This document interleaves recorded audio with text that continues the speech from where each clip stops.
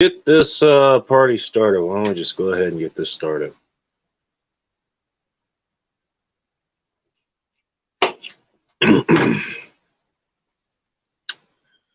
Closing hour. Welcome. I am back. I'm still alive. Believe it or not. And I'm not going to lie. Run a little close to E lately. How's my week been going? Oh, I'll tell you how my week has been going. Want to know how my week started? Here's how my week started. Monday, woke up to a call. So I was supposed to have my engine started getting worked on.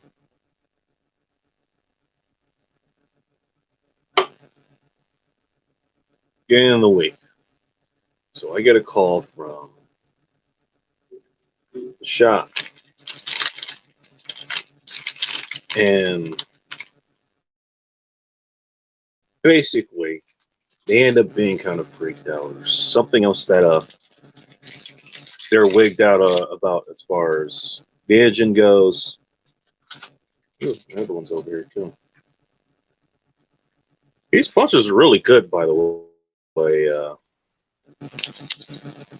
I'll have to get more of these, and I didn't have time to go to the cigar shop for reads, as I guess I'll bring up later. I think these are the ones that Turk and said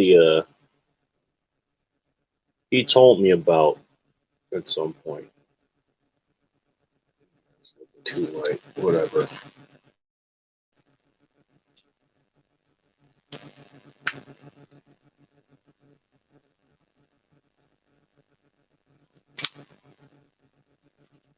I'm liking a V cutter a little bit more these days. I still like the hole punch one, don't get me wrong. Doesn't always do the job, though. V cutter, though, depending on what you're using, does the job.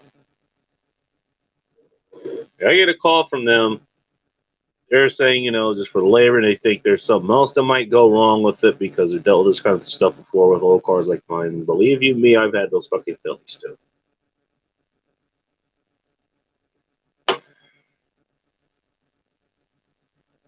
So, long story short, they asked me if I could go find another engine. That'd be a lot less labor intensive for them, I guess. I don't know how, but okay.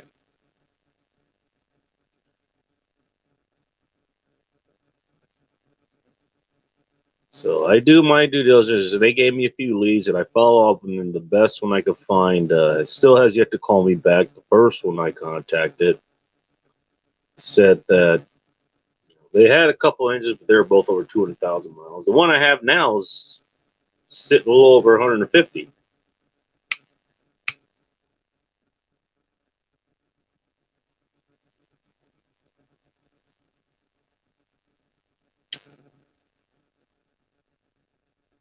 I have to find the original paperwork to confirm that.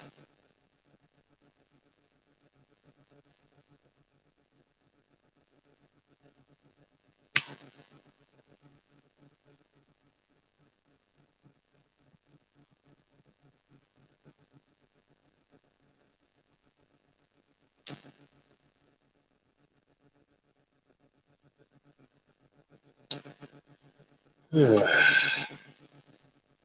was my last punch cigar. I was hoping to save these for like maskedgeek.life. What do you call it? The Zoom meetings that we'll do, the private Zoom meetings. I was hoping to save them for those. Hopefully, the shop has more of those. This is the last 5-pack that they had. I mean, they're good cigars. I like them.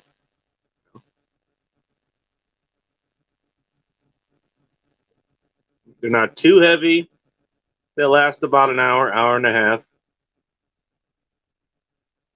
Um, And, price per cigar, in the pack is relatively inexpensive. It's about the same price as the Alec Bradley White Golds.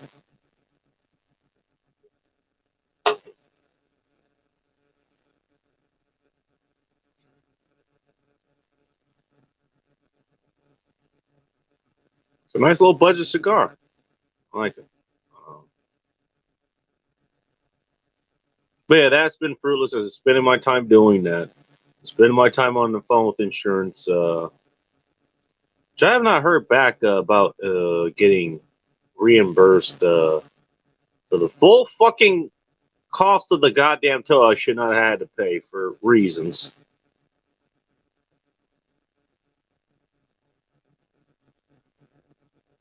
Dealing with other shit around here. Actually going to work and making myself a useful goddamn human being and like half the people in this goddamn country.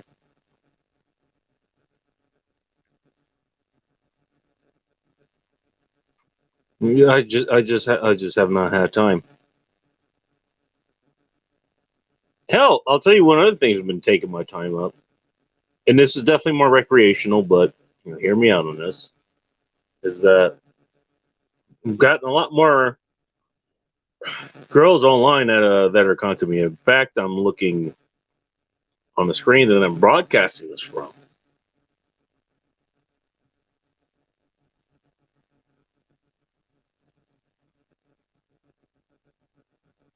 He's operating heavy machinery at this fucking hour of the night. What the hell? Whatever.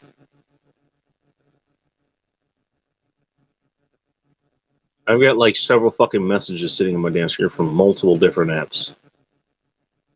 And some that aren't showing up, I check my spam folder on my private email. Bacon at the goddamn bacon.com, by the way, in case you want to email me something.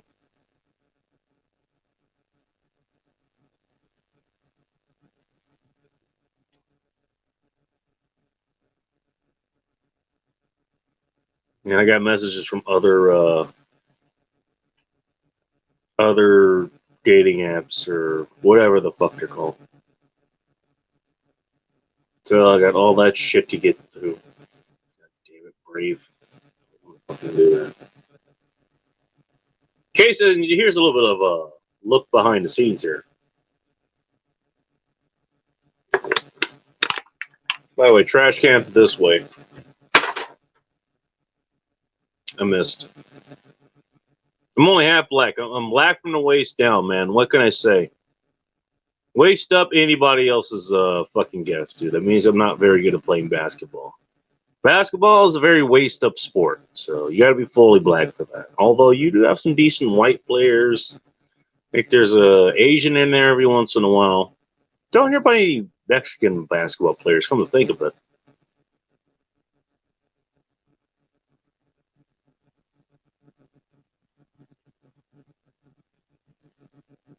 Let's go to today's featured beer. It was the same one. If you follow me on Instagram with the goddamn bacon, it's the same one. I had it before. Never had it in the glass until last night, and didn't disappoint as I was expecting. Irish Death.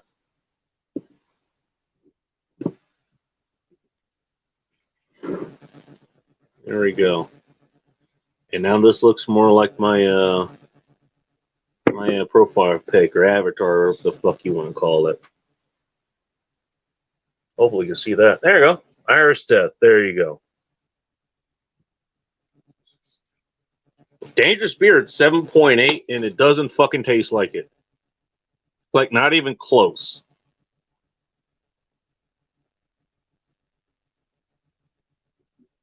Only beer I have on hand right now, and I actually have it handy, so I'll drink this afterwards, because who knows what'll fucking happen.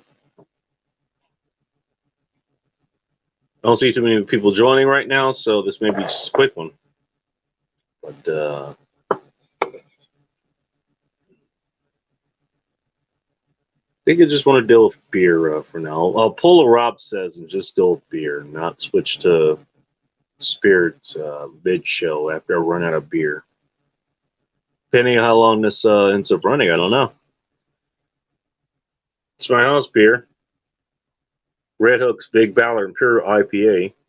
That's 8.6.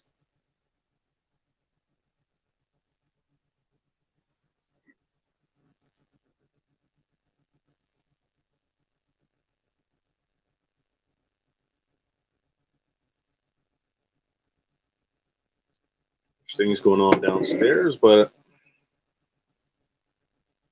I'm here to talk about that. I still find that funny. I mean, I don't know, maybe you guys still rent a place, or you used to. You have. I'm pretty sure everybody had that at some point.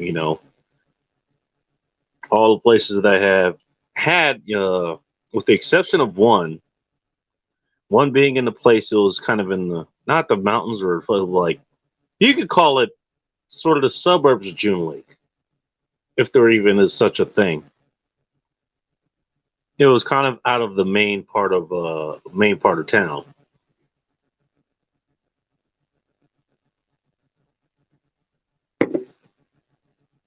And to this day is my favorite place to be because it was a lot like the other place and a lot like kind of what I have now.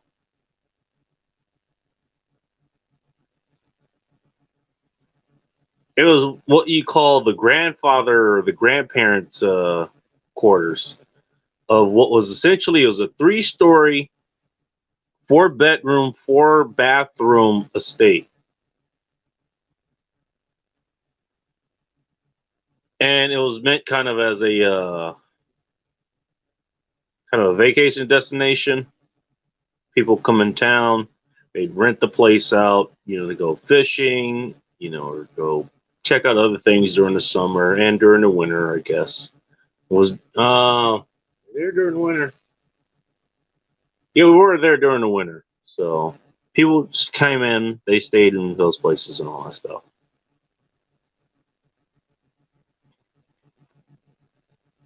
But it was a nice place. Had plenty of room. I mean, but it was also rented, and there was noise issues there too. Um, but the unspoken rule is that whatever is happening on the other end of that wall, usually a paper thin wall, or ceiling, or floor. Ask me how I know. Pro tip: keep the fucking receipts. Just saying.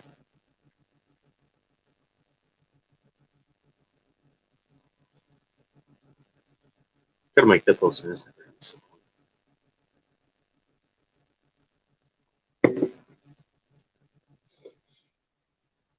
Is it unless you can tell somebody's life is on the line or something, or I don't know, your place is about to be set on fire. You just ignore that. Whatever you hear, I mean, you hear arguments or you hear the obvious sex noise. There's your ask me how I know. That was a big problem when the downstairs neighbors moved into the old place, the second story basement.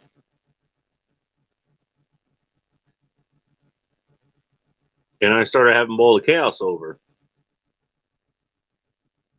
In fact, at one point, it became problems between not just the downstairs neighbors, but the next door neighbors as well. Which, at that point, we had become pretty amicable towards each other.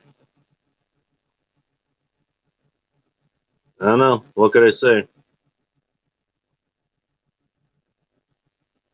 But they broke that fourth wall, so to speak. I got tattled on a lot, but for the most part, people would hold that. And this place, feel like it's no different. Here's the thing. I'll tell you this. So I live on the third story.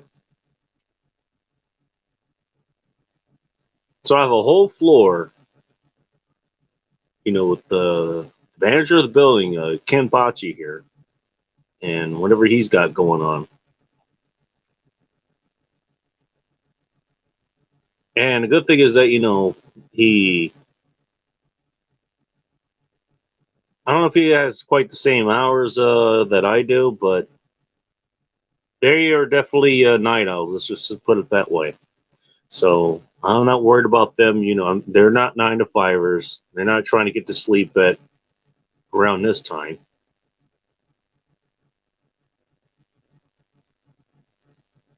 So if I bring a lucky lady here, we'll see. But I have not had that problem. But they're on the second floor. I'm on the third. Hopefully that implies to my listenership here. There is a first floor. First floor, there's a couple other people. This is a quartet building, or I think it's what's called. 4 units. Mine is the fourth. And one of the people here, on random nights, sometimes Saturday nights, sometimes Thursday nights, whatever, he'll be blasting music. Yeah, I'm not, doesn't bother me. Doesn't bother me at all. It's, you do you.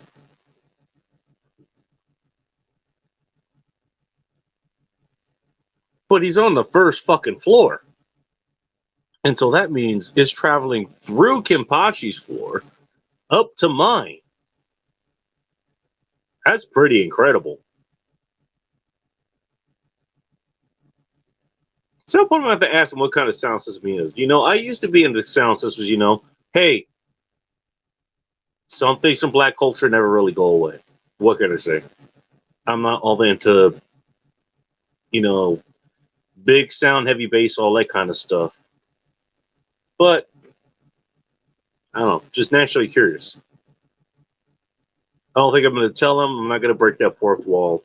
That unspoken agreement is like, okay, unless there's some criminal activity or somebody's life is on the line, then you intervene. But otherwise, whatever noise you hear, you just pretend you ignore.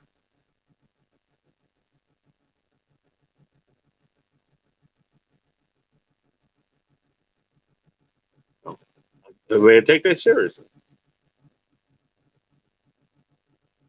There are quite a few things that's going on here and the other places and all that stuff. The emotion has nothing to do with me.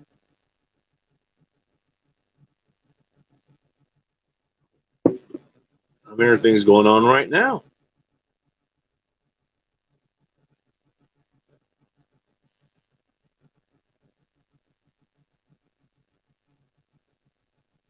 Not my problem. No, just not my problem. That's kind of a dick thing to say.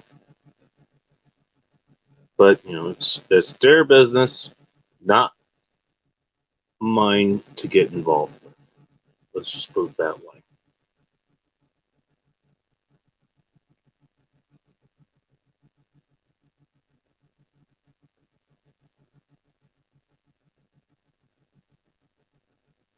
I got bigger things to deal with.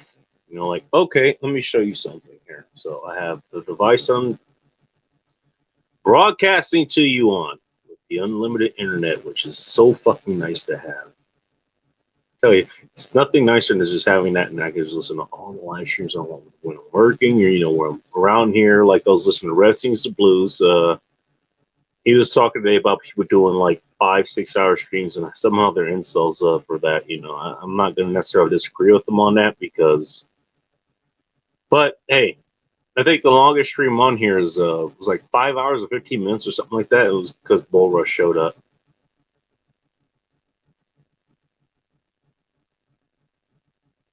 Whatever, he was giving his knowledge on that. Not gonna disagree with him. He got to 1,000 subscribers. He got to the finish line as far as getting monetization goes. So who am I to argue with him?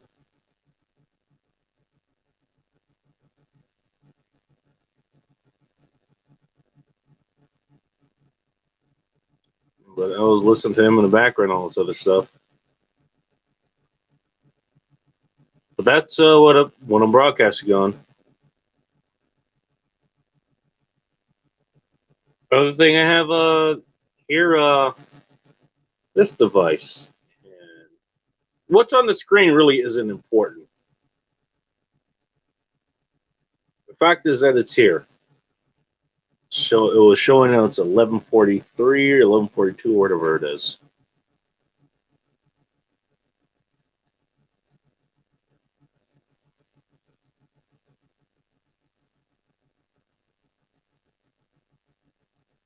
This is a very floral cigar.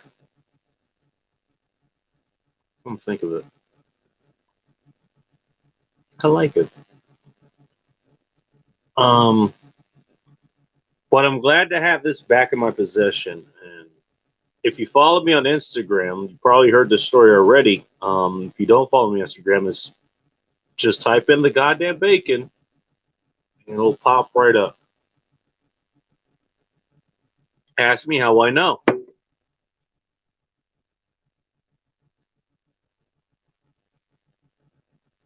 Long story short, I had to go to Enterprises to a rent through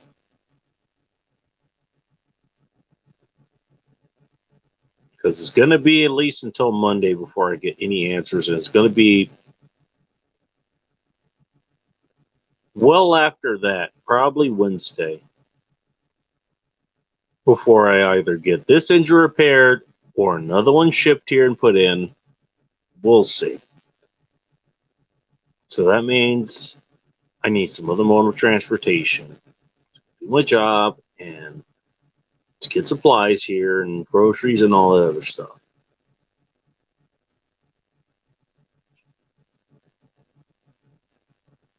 And so I had to drive out to go switch payment plans. I don't want to put that all on the credit card that I have. So managed to get there, fucked up navigating there, but I managed to make it there in time nonetheless. But the whole time I had the other phone because the wizard, he has that number. He doesn't have the number that's on this device, the one I'm streaming to you on.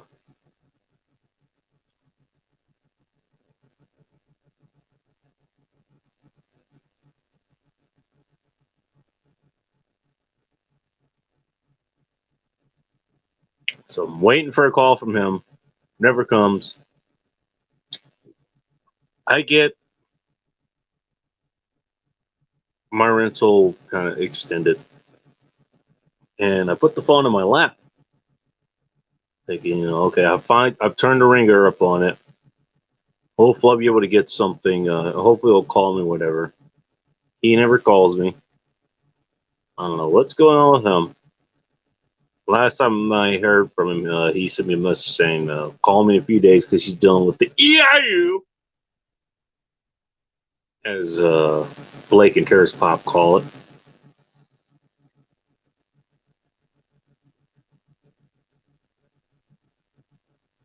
Getting to town. I put myself online, ready to work. I'm listening to Antoine Bandel, who I like his channel. He does Friday Night Gaming. So go check him out. Antoine, Antoine, that spelling.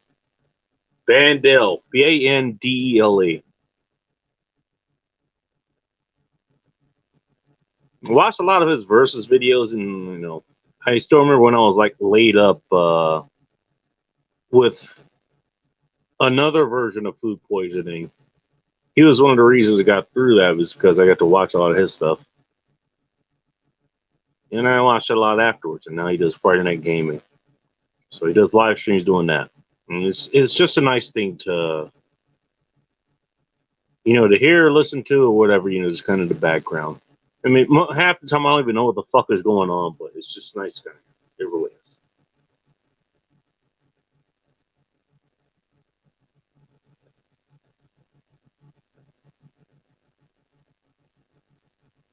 My first run is at, well, I'll tell you where it was. It was at the Buffalo Wild Wings, around the corner from this hotel we're going to be talking about.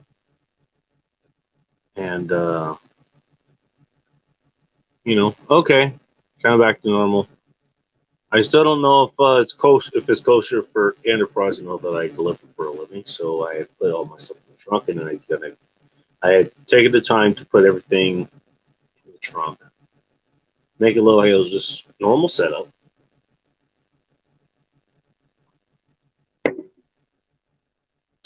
And, you know, I get there, go ahead and get out of the car, set everything back up, and go my way, start doing my job.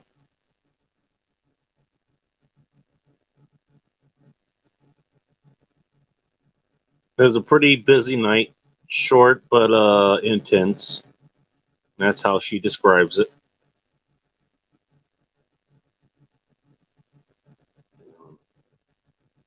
I take off early. I come back to do my show, which is recorded on the other device and has not been uploaded for reasons we'll be explaining in a moment. My apologies for anyone who follows the website, thegoddamnbacon.com, and for anyone who follows that. Um, it's just been it's been that fucking crazy here. It really has. I mean, this and just being able to take time to just sit down and eat and maybe listen to Chris Von Erich or um, Aaron Clay or anybody else, just or Terrence Pop. It's just only respite I've been getting. I've had too much shit going on in the background. So I'm sorry I haven't been updating the website. I've got 3 shows now, maybe even 4, that need to be uploaded. I have to make posts for, have to get them uploaded, or 2 are uploaded already. Need to get the last one uploaded.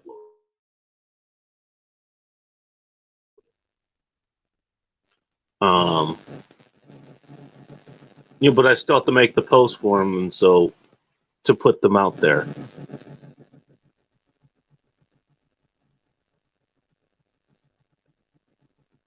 So, Aaron and Great One, well, I saw he commented on something I did on Instagram because apparently he's on Twitter, but I think he's just he's perpetually locked. His account's perpetually locked or something. So he can't ever respond to it, or he's just not on there. I don't know.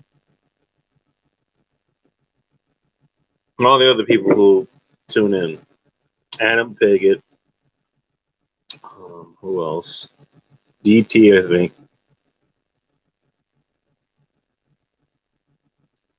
My apologies. It's just been those last couple weeks. It really has. What can I say?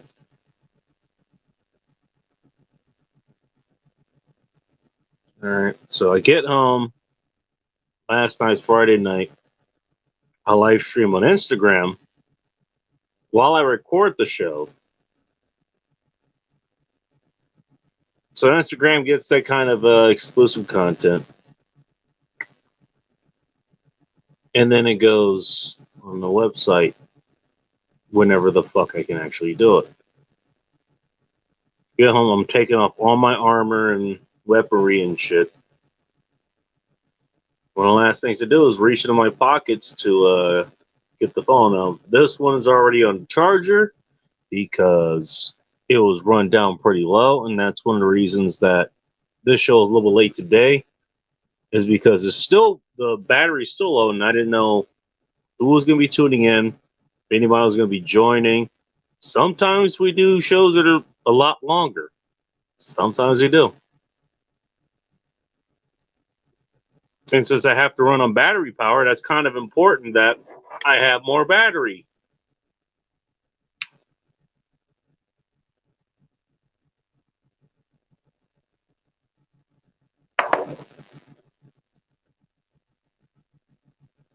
Reach into my pockets.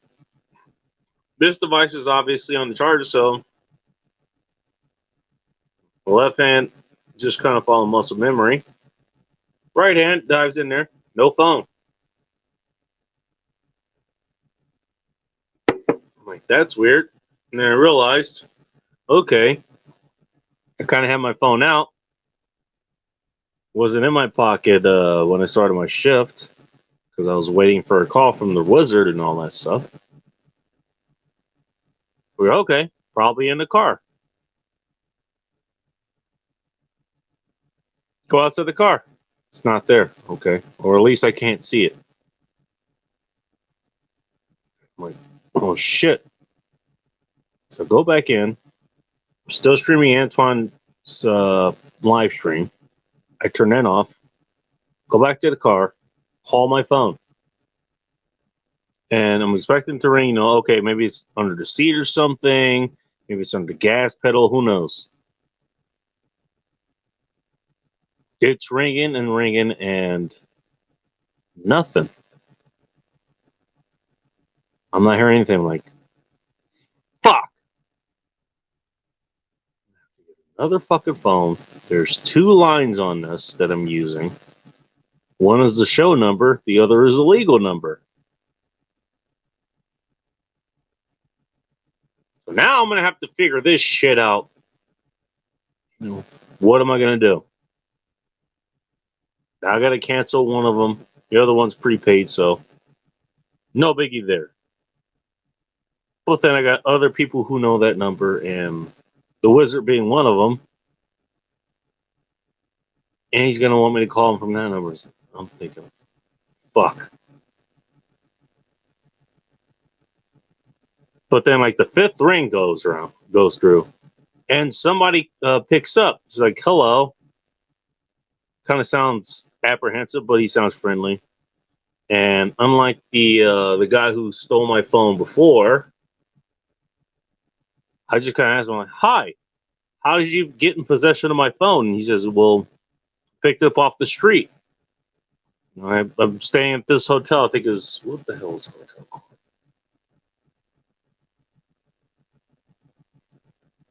It's whatever. It's the one that's next to the Buffalo Wild Wings. That's in Seattle. Just look it up. Not gonna go look for it.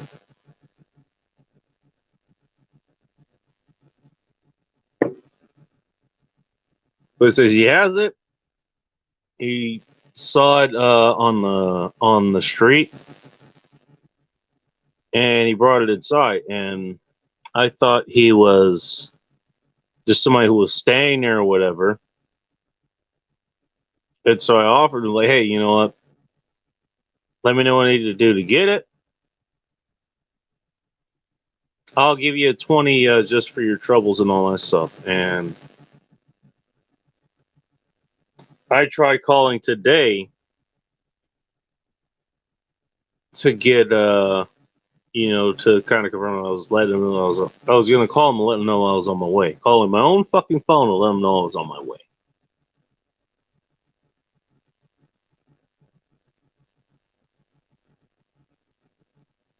Turns out I thought my phone was dead because it just went straight to voicemail.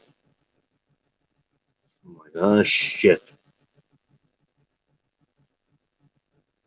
And so I had to borrow it after I had gotten on the road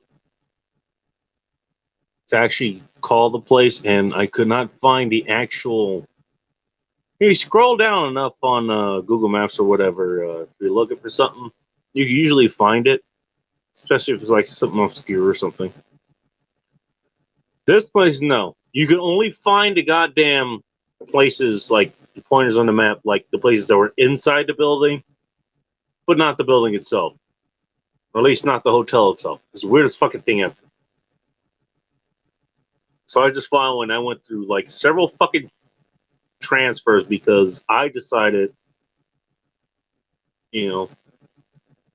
what do you put it? How do I put this? I got surprised that, I found the lounge that was in there, and it turned out to be the actual hotel front desk, and I was surprised that was the front desk. I thought I was calling the lounge, and they put me through the lounge, and I went through all this fucking rigmarole, and it's not their fault per se. It was kind of my fault.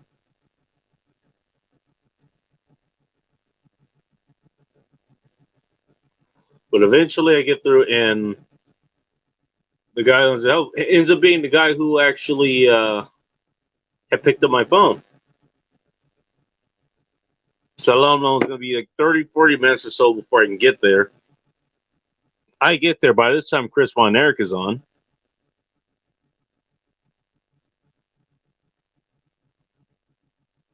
had to leave my saintly duties as being a moderator there, as I am on a lot of places. I get out. There's some other guy. He's kind of speaking with the same voice or whatever that I was kind of familiar with. But then this other guy comes out and he just comes out with my damn phone. It's like, shit, that. I give him the 20 that I promised him. Hey, I'd rather spend the $20 for have this guy, he went through the trouble and kept my phone safe and all that stuff. It turns out he turned it off because I thought it ran out of battery. I go ahead and I plug it into my my battery pack, turn it on. It's at like 80-some%. I guess you turn it off. I don't know, for privacy or whatever reason. So I'm not sure. But that's some of the shit I've been going through this week. This really is. Oh, Shia Rambo. Okay. How much battery power do I have left? I don't have. Oh, okay, I'm at 60%.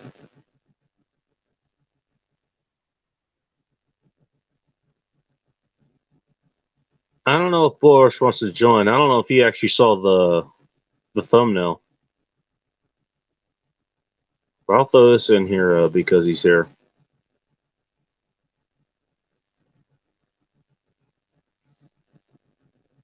I don't know if he wants to join. See, this is why I grabbed the extra beer. But yeah, that's the shit that I've been dealing with. Now, how does this tie into the actual topic? Now, I've been going on for almost 40 minutes. Talking about shit that's been going on this fucking week. My whole fucking engine fucking debacle, insurance shit, losing my phone, getting it back. Hey, there are decent people in Seattle, believe it or not.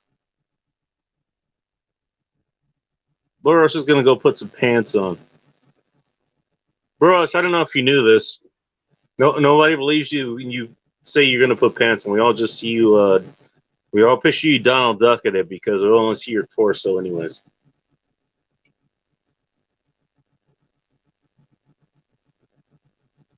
Unless you mean that you just pulled out of some girl or something.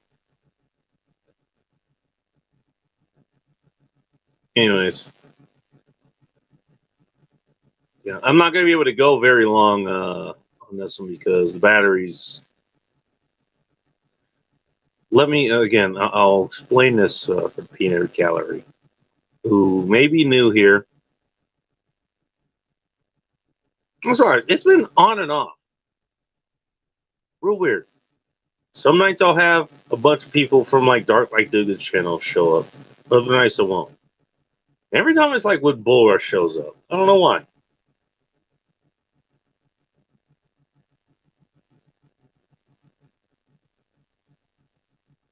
But the port I use to talk through the microphone so you guys can actually hear me directly. And by the way, so I can hear you. Since the speaker's broken. Is also the same port that uses charges. And I got, is it still up here? Yeah. Yeah, here it is. By the way, I'm wearing pants. I got in this thing. It's supposed to be a splitter, Type C. And then it has the charging port and it has the auxiliary port. Don't work. If you plug in the charging cable, the auxiliary cable doesn't work either. The weirdest fucking reason. What's going on, man? Not much. Just woke up. Again, you have the weirdest fucking schedule ever. I thought I had a weird schedule, but okay. I had a long day, dude. I was tired. I'm getting old. You and me both. Though I'm at least a few months behind you. I spent like half the day at a gun range. Again? Yeah, I met up this guy on that damn app, and we had plans to go out. I was supposed to meet him at a private gun range that he goes to, and so I showed up there, and he's about 20 minutes behind me, and he brought a couple more people, and then other people showed up. But this guy here, dude, he had a lot of guns, man, a lot of guns. Even more than you? Bro, this guy makes me look like an amateur. This guy's got no, check it out. This guy's got a backpack that has holsters within the backpack for handguns. Holy shit. And they were all full. They're all full. I mean, this guy I helped him. He had 3 full backpacks full of gear and shit. I was just like, damn. Because that's all he does. Like that's what he enjoys doing, you know. All right, well that makes sense. Shout out to Dark Blight Dugan. I want to get him on Let Him Burn at some point. That'd be fucking cool.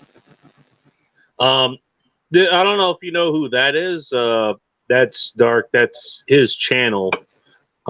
He's the reason that I don't know where the hell everyone else is. Maybe they've all got shit to do because it is a Saturday night. But he's the reason I got a lot of the subscribers that I did. So I don't know what the hell he's doing awake. He's over in Virginia or something. Yeah. But yeah, so yeah, y'all got some weird fucking schedules, man. I don't know if I can keep up with this shit. Sorry, go ahead. Well, I mean, I was out there till about 3-4 in the afternoon, and we were just trying all these guns and stuff, shooting all these guns, and went home because the girlfriend was getting off work, so she wanted to hang out a little bit. Which one? Concubine or someone else? I'm hoping she doesn't listen to his channel. No, she I think it's Tuesday, the Tuesday one. She hates it whenever I say that too. Oh, you tell her this. Oh, that's gold. I gotta use that one, man. That's my Tuesday girlfriend. I'll be like, which one are you getting? Tuesday or Thursday? Yeah, it pisses her off, man. You know what? You know what actually make that even better is if you make her watch the original Street Fighter and make her watch that scene from Bison where Chun-Li she's pissed off because he ravaged her village and all that shit. He looks at her, he goes like, the moment Bison graced your talents is the most important moment of your life. But for me, it was Tuesday. You gotta make her watch that. It makes it even better. Probably the best line in the whole movie. But yeah, that was so yeah, I got home and spent some time with her, and I basically passed out on my couch. I was tired, man. It takes a lot out of you. Gun shooting does take a lot out of you. Yeah, because that range, I had to drive like 45 minutes to get to that range because it's kind of out in BFE. It's out in the woods. But it was fun, man. It was a lot of fun because he also does his own Cerakote and stuff too, which he does a really good job. Oh, is that how you pronounce it? Cerakote? Yeah. Oh, yeah. I always called it Creocote or something like that. No, it shows you how much I know. It's Cerakote. It's like ceramic coating. That's what it's short for. Ceramic coating. Oh. Yeah. Okay. Yeah. I had no idea. Yeah, that's basically what it is. It's like it's not just ceramics. It's some other stuff mixed in with it, but basically it's a process. It's a finishing process where you put you spray it on, and then you set it in a high degree oven, a high heat oven, and it sets like that. And you take it out of the oven, and you got a hard coat. And this goes on what exactly? I'm just going firearms, or You can Cerakote just about anything, man. You can Cerakote wood, plastic. Well, the plastic has to be able to stand up to the yeah. I was going to say. I think Cerakote, the oven is like 500-600 degrees, something like that, to set it. All right. So some plastics could hold up to that. Some thermoplastics can actually withstand that and even hotter. But if it wood, some plastics, glass, I think, just about anything, man. Metals, as long as the metal can stand up, it doesn't melt. Like you can't really do lead because lead's soft and it's got a low melting point. Well, I was gonna say okay. Yeah, if you're talking about lead, yeah, then probably. Yeah, lead, gold, anything like that. Anything that's got like 600 degrees. Yeah, gold. No. Yeah, I don't know why you want to Cerakote gold or. Yeah, don't quote me on that because I have to look that up again. But it's pretty hot. It's pretty high heat oven. But yeah, you can. It's pretty tough. It's a pretty tough finish, and it's very thin too. That's the other thing. It's real thin. It's thin but strong, so you can beat it up and do all kinds. Much like the condoms I used to use. Just saying. Well, not that one that I had. God damn it. I'm not sure I want to ask, but okay. Fuck. I got my kid, dude. Yeah. They're not 100%. They're not. No, they're not. But, yeah, man, I was just wiped out for some reason. I don't know if it's because of the heat or something or what, because it's getting pretty warm down here. Well, you are in Houston. I mean, yeah, it makes sense. I don't know how I am today. I remember just a little bit off topic. I helped my brother drive out to. He drove, basically, kind of in the area that I live in now. Where he lives is in Lakewood, or where he used to live is in Lakewood. It's about 3 or 4 miles away. So I basically live kind of where he used to live. He drove down to Inglewood, where I live, so I could help him drive. Basically, from the West Coast to the East Coast, he was going to Chapel Hill, North Carolina. Oh, wow. By the way, I drove most of the fucking way. Man, that's a drive, man. Well, and not only that, I got, 3 hours of sleep the entire fucking time? Jeez. So when I say I'm a good fucking driver, I fucking mean it. I'm just saying. But anyways, I spent a week out there, East Coast, and basically anything in east of the Rockies, kind of known for its humidity. Houston, definitely known for that. Northeast, I've heard of it. I haven't been there. But definitely a little bit humid there. I was okay because I wasn't carrying all that much. But yeah, any place that's like humid, and by the way, at some points, LA can actually get humid. I don't know if anybody knows that or not. It can sometimes, yeah. It can. It's not often, but it can. It's like in humidity was a fucking kryptonite to me at some point. But I also used to be a fat fuck. So I don't know how I could deal with it now. Like me, I used to be. What was it? I was like 240 fucking pounds. Now I'm somewhere around 190. I haven't weighed myself lately. I'm pretty sure I'm getting close to 200 again because I've had too much shit going on. But I'd have to reevaluate how I could deal with that now. I'm not sure. A lot of shit has changed. Yeah, if you're fat fuck, the heat gets to you. It's not even the heat. Yeah. That's the thing. Well, the heat and the humidity. Yeah, it's both of those come on. I was like, nah, I can't deal with it. Like the heat, I don't know. Like the heat is one thing, and my perspective on it is like if it's hot, it's real hot out there. It's like you can always you can drink water, As long as you stay hydrated, you're fine. Or at least I am.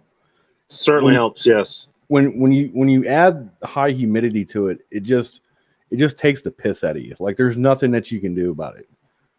You know? There's no escape. I Yeah, mean, I know. if you're like in Arizona, or it's a decent place in LA or something. Maybe you're like by the coast or something. That certainly helps because you're by a very cold ocean. I mean, there's a little bit of respite. If the heat's in the fucking air and that's what the humidity does, Yeah. there's nowhere to escape unless you have air conditioning or if Yeah. you got a lot of moving air, which is what I usually do here. And the thing is, like, I'll tell you a little story real quick. I didn't realize how humid it is down here in Texas, especially during the summer, until I came back from basic training when I was in the Marines. And I came back because I was in San Diego, right? And it's like, it stays like 80. You're at I think it was 29 Palms or something. No, 29 Palms out west from I was at MCRD, Marine Recruit something depot. Train depot. It's where they train all the Marines. So I thought 29 Palms was where they trained you guys, at least in the West Coast. no. Okay. That's 29 Palms is where you do that's where you do training once you're out in fleet, once you're an actual Marine and stuff. But they do all the training, recruit training over in San Diego. And yeah. So it's like 80 degrees there in San Diego. Now, 29 Palms is more out towards the desert. It's in the desert out west. Yeah. So it gets hot out there. And so, but as deserts are wont to do, yes. Yeah, they get really hot and then they get really fucking cold at night. People forget that too. Yeah, they do, because you can actually freeze to death in the desert. It can get that cold. Imagine having that on your tombstone. They froze to death in the desert. Froze to death in the desert. Berlin, no. That's actually pretty good. No. Oh my god. Yeah, I wouldn't want that, dude. I've seen that not on the Dark's channel, but you know what Chris Von Erich is, right? Yeah. That happened today. It was like several people on they were commenting. He was doing something on body positivity, and we'll get back to your story in a moment. It's like body positivity. Who the fuck was it? Lizzo? Whoever the fuck asked out Captain America, Chris Evans. The last I checked, wasn't he hooked up with somebody who was, let's say, they could be with a positive body movement, whatever the fuck it was. Anyways, apparently he shut her down. I don't. It's just, man, I don't follow those people. I don't follow fucking celebrities and stuff, man. Well, I don't either, and I hear this shit secondhand because of people like Chris Von Erich and all this other shit. Yeah. But he was talking about that, and he was talking about some of the excuses that people have, and my thing I threw it was it?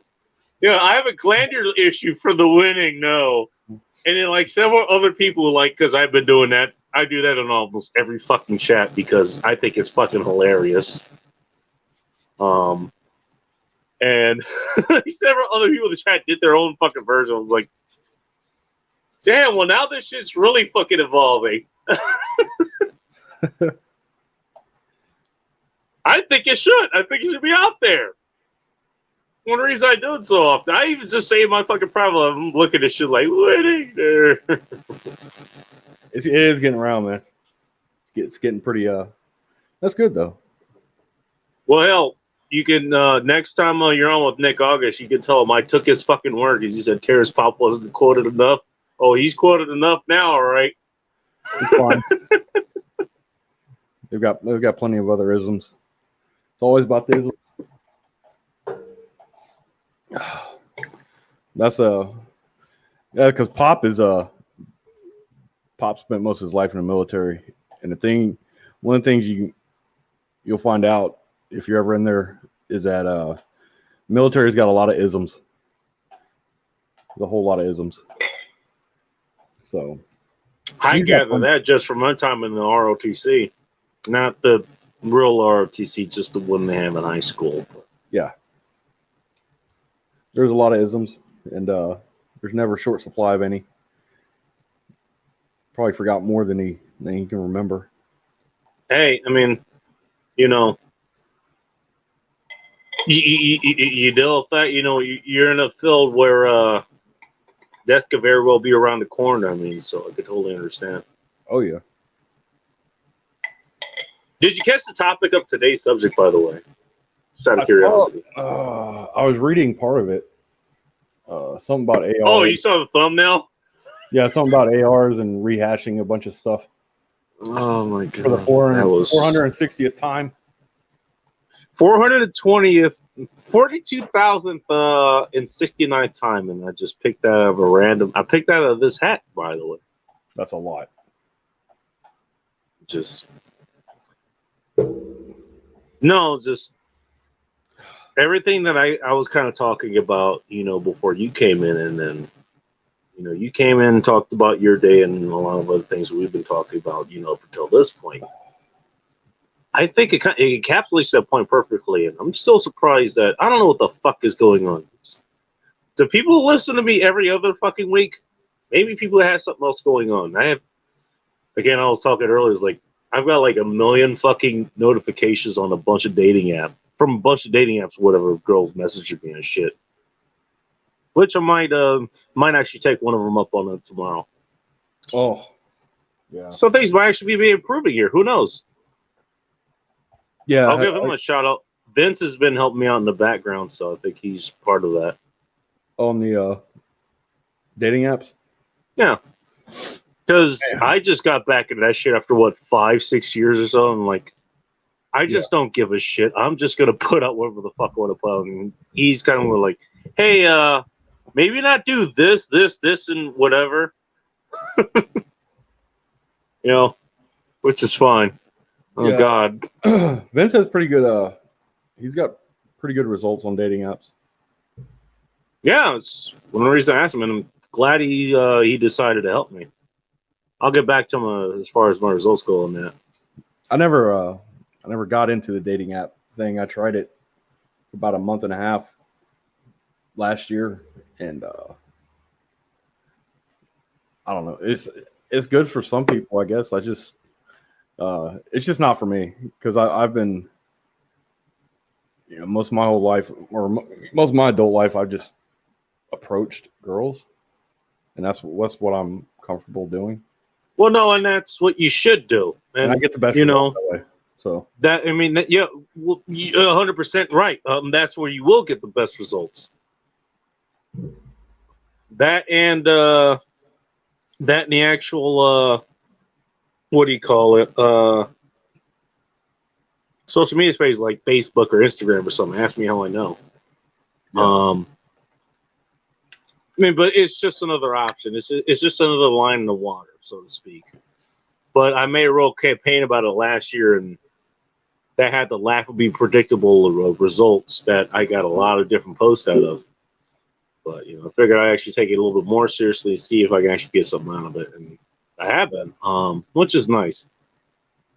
Well, yeah, I was he's somehow a little bit of that because you know I don't know if you knew this. Did you actually back in what was it, my early 20s or so? I actually was a goddamn pickup artist at one point. Like I studied a lot of this shit. You know, I put a lot of it in action, learned a lot from that, modified a bunch of things, and it was to the point where I was actually like telling other people like how to do things. Then I got into a lot of my other serious relationships. Obviously, I don't know, whatever. The landscape changes, your skills are trophy. I don't know what the fuck it is.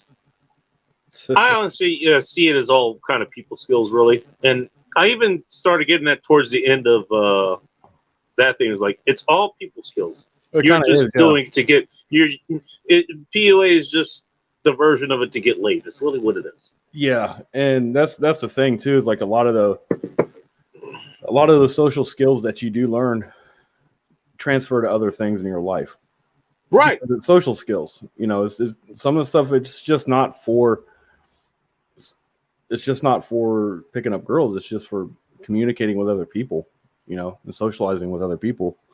and basically not being awkward, because that's what I get a lot from it, mainly whenever I look at that stuff. It's just like a lot of stuff those guys are talking about, the pickup artists, that whenever they talk about this stuff, a lot of it is just the broader sense. It's just not being awkward in social situations, which seems to really kill a lot of guys' progress and stuff, and they're being successful.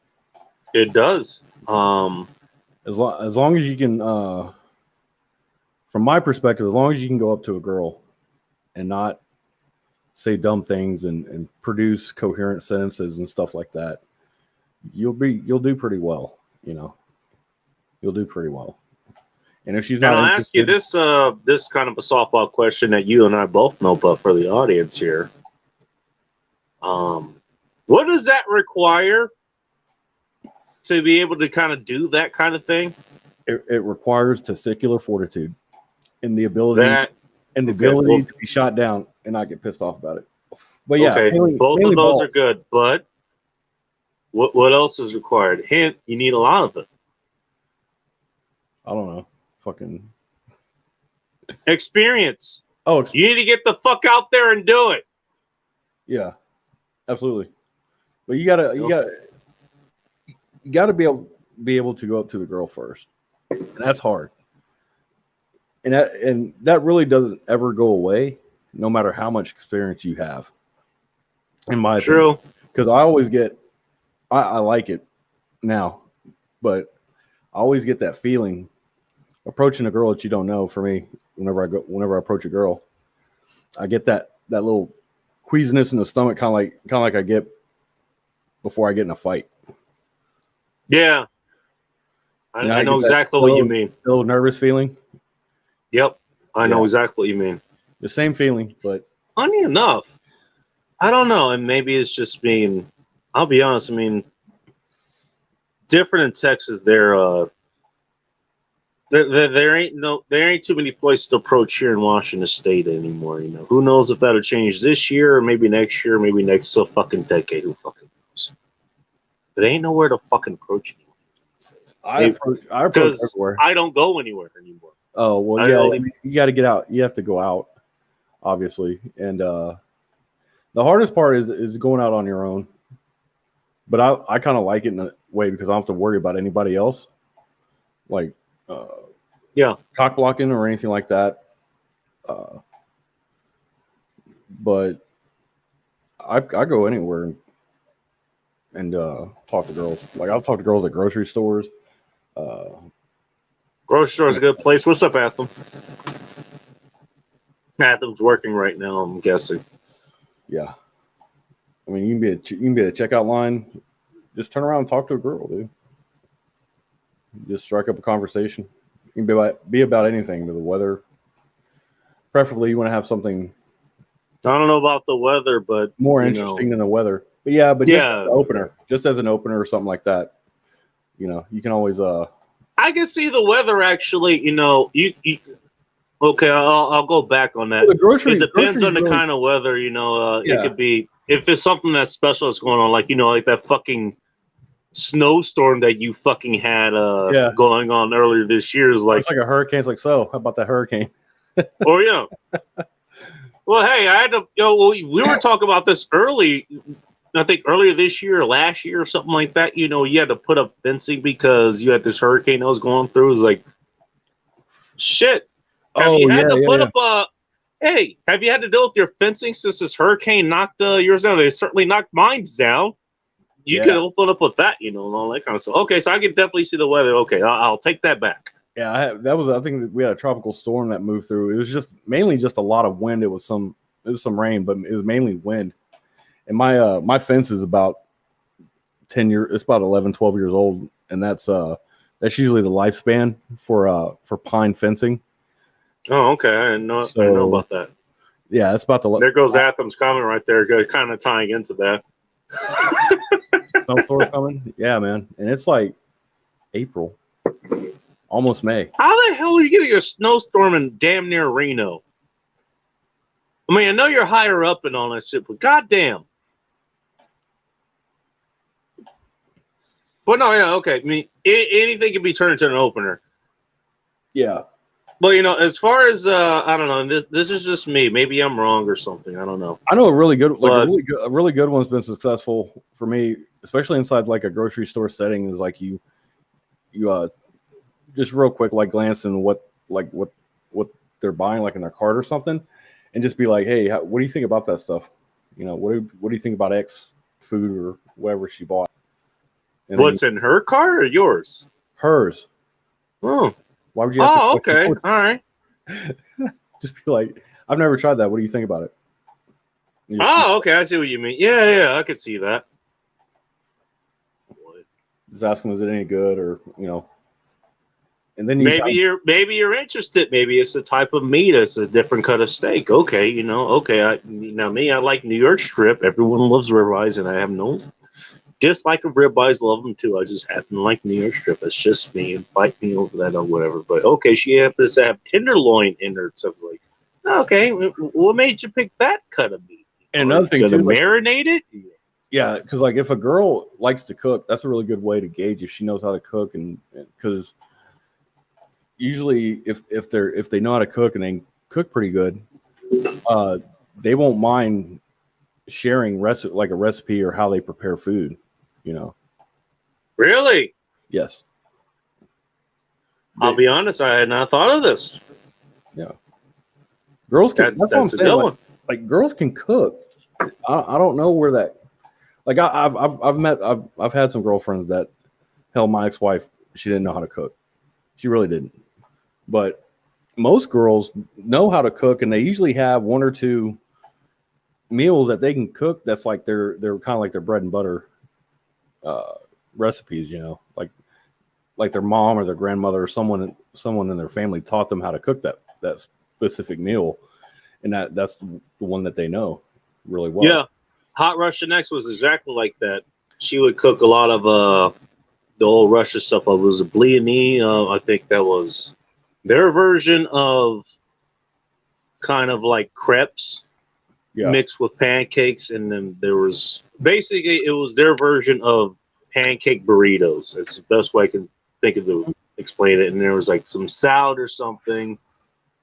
It was an egg salad yeah. They had that contained like beets and stuff and things you would expect in Russian cuisine. my That aunt. was another one I can remember. I have an aunt who's Russian. She came from Russia, uh, and a couple Thanksgivings ago, I went over to my uncle's house because that's where they were having Thanksgiving, and my aunt's mother came in from Russia, flew in from Russia, and she speaks like no English whatsoever. But Oh shit! she Really? made she made she made a carrot garlic salad, and Yeah, it, that it, sounds about right. it was absolutely wonderful. Yes. I told that one, I said I want to marry that woman. It was that good. It was wonderful, man. I was like, Can you wow. see why I like the Hot Rush Next as much? Just for that alone, that was fucking cool. Yeah. Well, it just kind of it was surprising because the salad doesn't look like much. It just looks like a bunch of carrots, some stuff, some vegetables mixed in it.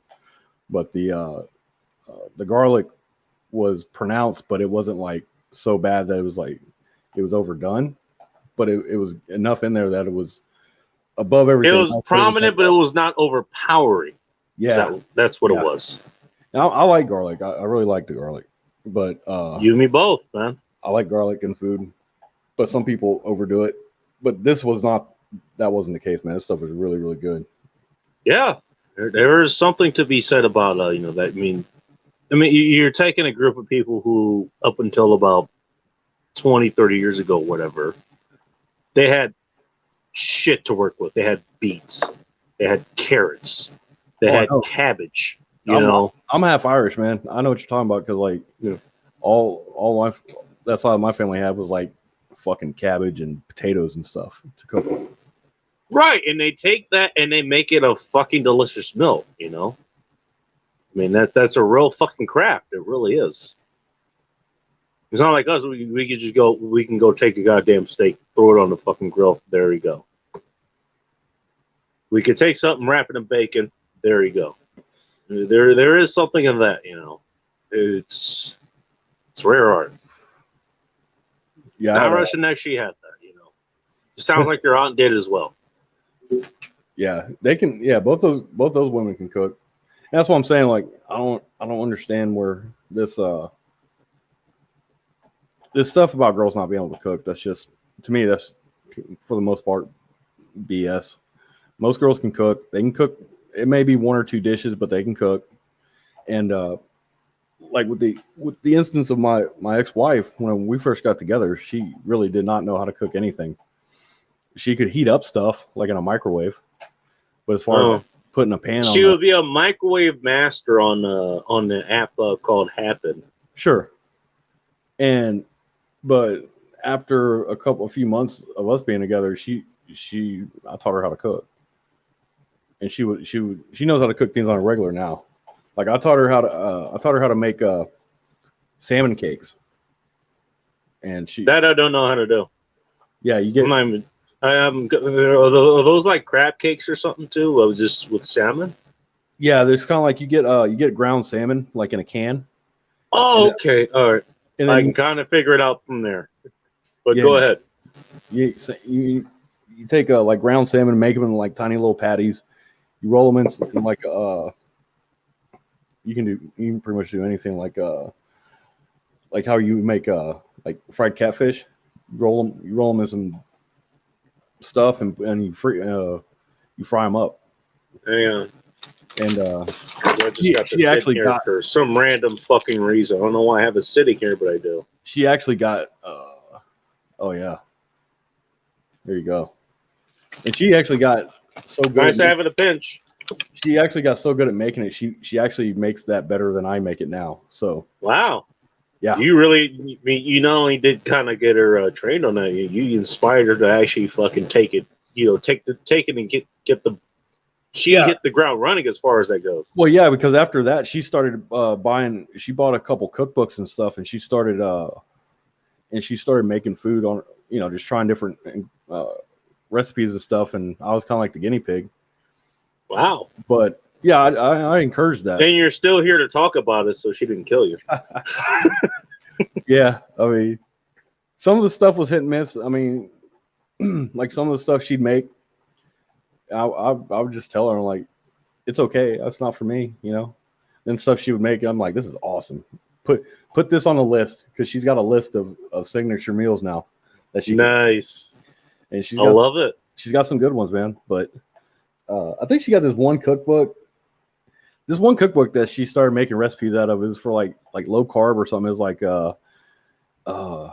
okay, low glycemic index meals, and I was just like I did not. Wow, actually, she's getting really into it. Yeah. Okay. But I was like, eventually, I told her, I'm like, look, you need to take that cookbook and just burn it, because I did not like anything that she made out of that. It wasn't her. It was just the food that the recipes call for. I'm just like, I'm not a fan of it.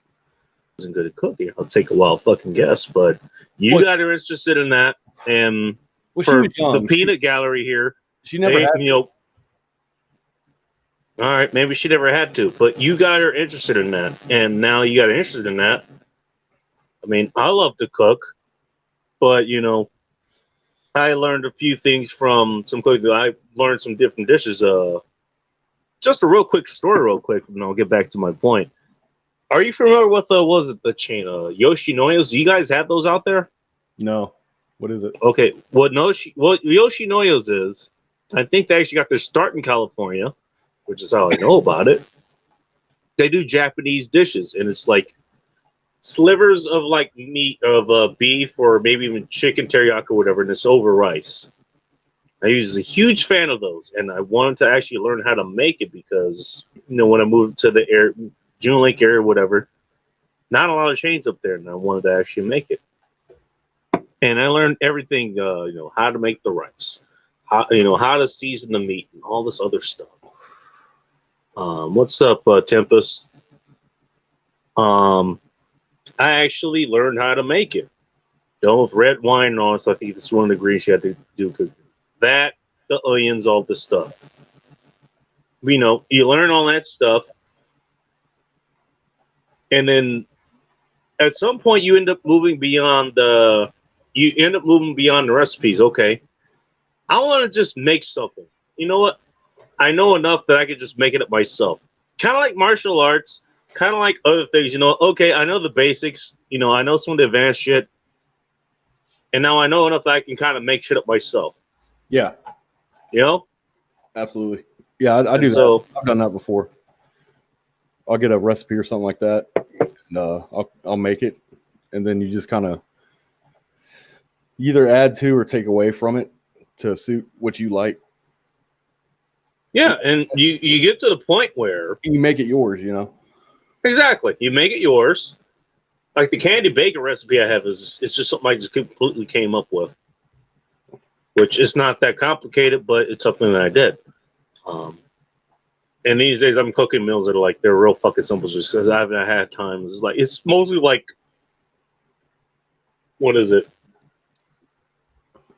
4 eggs with grilled cheese on it, and flip it over, and there's like some sausage or something, or the steak or something. Add it to it, on the side. I Yeah, just haven't had time to do this shit. But yeah. I think my best, well, most requested meal is the one I make is bacon wrapped pork tenderloin with a red wine oh with a fuck. red wine au jus reduction sauce. That sounds fucking fantastic. It is. That sounds fucking fantastic. I've never not made that for a girl and not get laid after. It's that good. That's one. Have you ever taken that one on the road? What? Like, you get a date at a girl's house. This is what Lank is talking about. When he talks about, what is it? I haven't done this one, but basically, his whole thing is, $40 for a date, and you get a bottle of wine. And depending on what kind you get, I'm going to bring a decent bottle of wine. I don't care what anyone says, because I'm going to be drinking most of the wine anyways, and I want decent wine. So it's going to be $10, $20, whatever. Um, but to pair with that wine would be some sort of pasta. And the pasta, you have the pasta sauce. Doesn't take that much to make. Some ground beef to brown, whatever it is. Yeah. Me, it's going to be me heavy. The girl's a vegetarian. That's her problem. Yeah. And if she's vegetarian, probably not going to happen anyways. But, you do that whole thing, you guys cook together. That's basically how, that was how the one night that Hot Russian X came to my place, which was actually my mom's place, because I lived at home at the time. I don't know if you knew that or not. We actually got together when I lived at home. I brought her back to my place. It was sort of an approximation of that. She rollerbladed and I biked back to my place about 10 miles away from. She worked in Santa Monica and we went all the way back to Inglewood. I said, okay, what are we going to make to eat? We go to the Food for Less, that's Kroger where you are. Yeah. We get like 3 Tostinos pizzas because I don't fuck around when it comes to making food. I love. We get 3 of those. That's my. Yeah.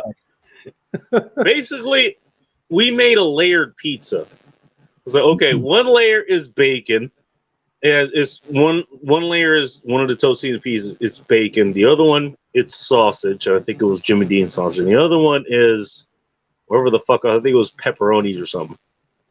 Because pizza and cheese and all of those. We make all those, and what that does, it gets all your 5 senses involved in all this stuff. And we do that. I don't know what the fuck we drank, but we did it. But have you ever taken that, like your tenderloin recipe, like at another girl's house, or was it a home game, or how No, did you do that? I can do that just about anywhere, as long as they got an oven. Certainly helps. Not going to help you at a lot. Not going to help you at everyone's place. Ask me how I know. Yeah, if they have a working oven, then I can make it. Nice. There you go. Hey, we somehow managed to talk about the girls on the episode where, okay, what is it? Let's talk about the girls a million fucking times, and let's talk about the red pill a million fucking I times. just, yeah, I mean, I just don't. Some of the stuff that people say, I just don't agree with. Uh, Well, it's not even whether you agree with it. Or not, it's that was well, the point of. it's not that I don't agree. It's just it's antithetical to what my experiences have been, generally speaking. Like, Okay. like don't stick your dick in crazy. You've heard that before, and Yeah, and I've ignored that advice liberally. yeah, me too. I don't And agree I've with it. came inside of crazy quite a few times, and let me tell you what, it's real fucking enjoyable. I'll tell you that. Now I've been snipped, so there's no residual, um, effects of that aside from them being real attached later. Which, again, biology has that real funny thing of doing that to women. I'm just saying. Just saying. But I don't know. The reason I brought this, I wanted to bring this whole subject up, and look at where we are. I mean, I've been talking about shit. You jumped on. You talked about a bunch of things. We're almost an hour and a half into this stream. Who knows how long it's gonna last? Okay, we're at 47%. Okay, the battery weight has slowed down a bit. It was dropping like a rock earlier today for whatever fucking reason. I guess Google stopped monitoring me. Anyways, and we're talking about shit that actually fucking matters. We're not talking about how do we get the girls. The reason I brought the AR-15 thing up, just so you know, Dark, he had somebody on, and he did a kind of a whole thing about, different battle scenarios, why you definitely want the AR-15 and why I do not disagree with it. And I think it was a very good episode. I have my own pushback against that. And he had his own push. It's like, okay, everybody talks about AR-15s. Everyone talks about firearms. Everyone talks about, red pill shit.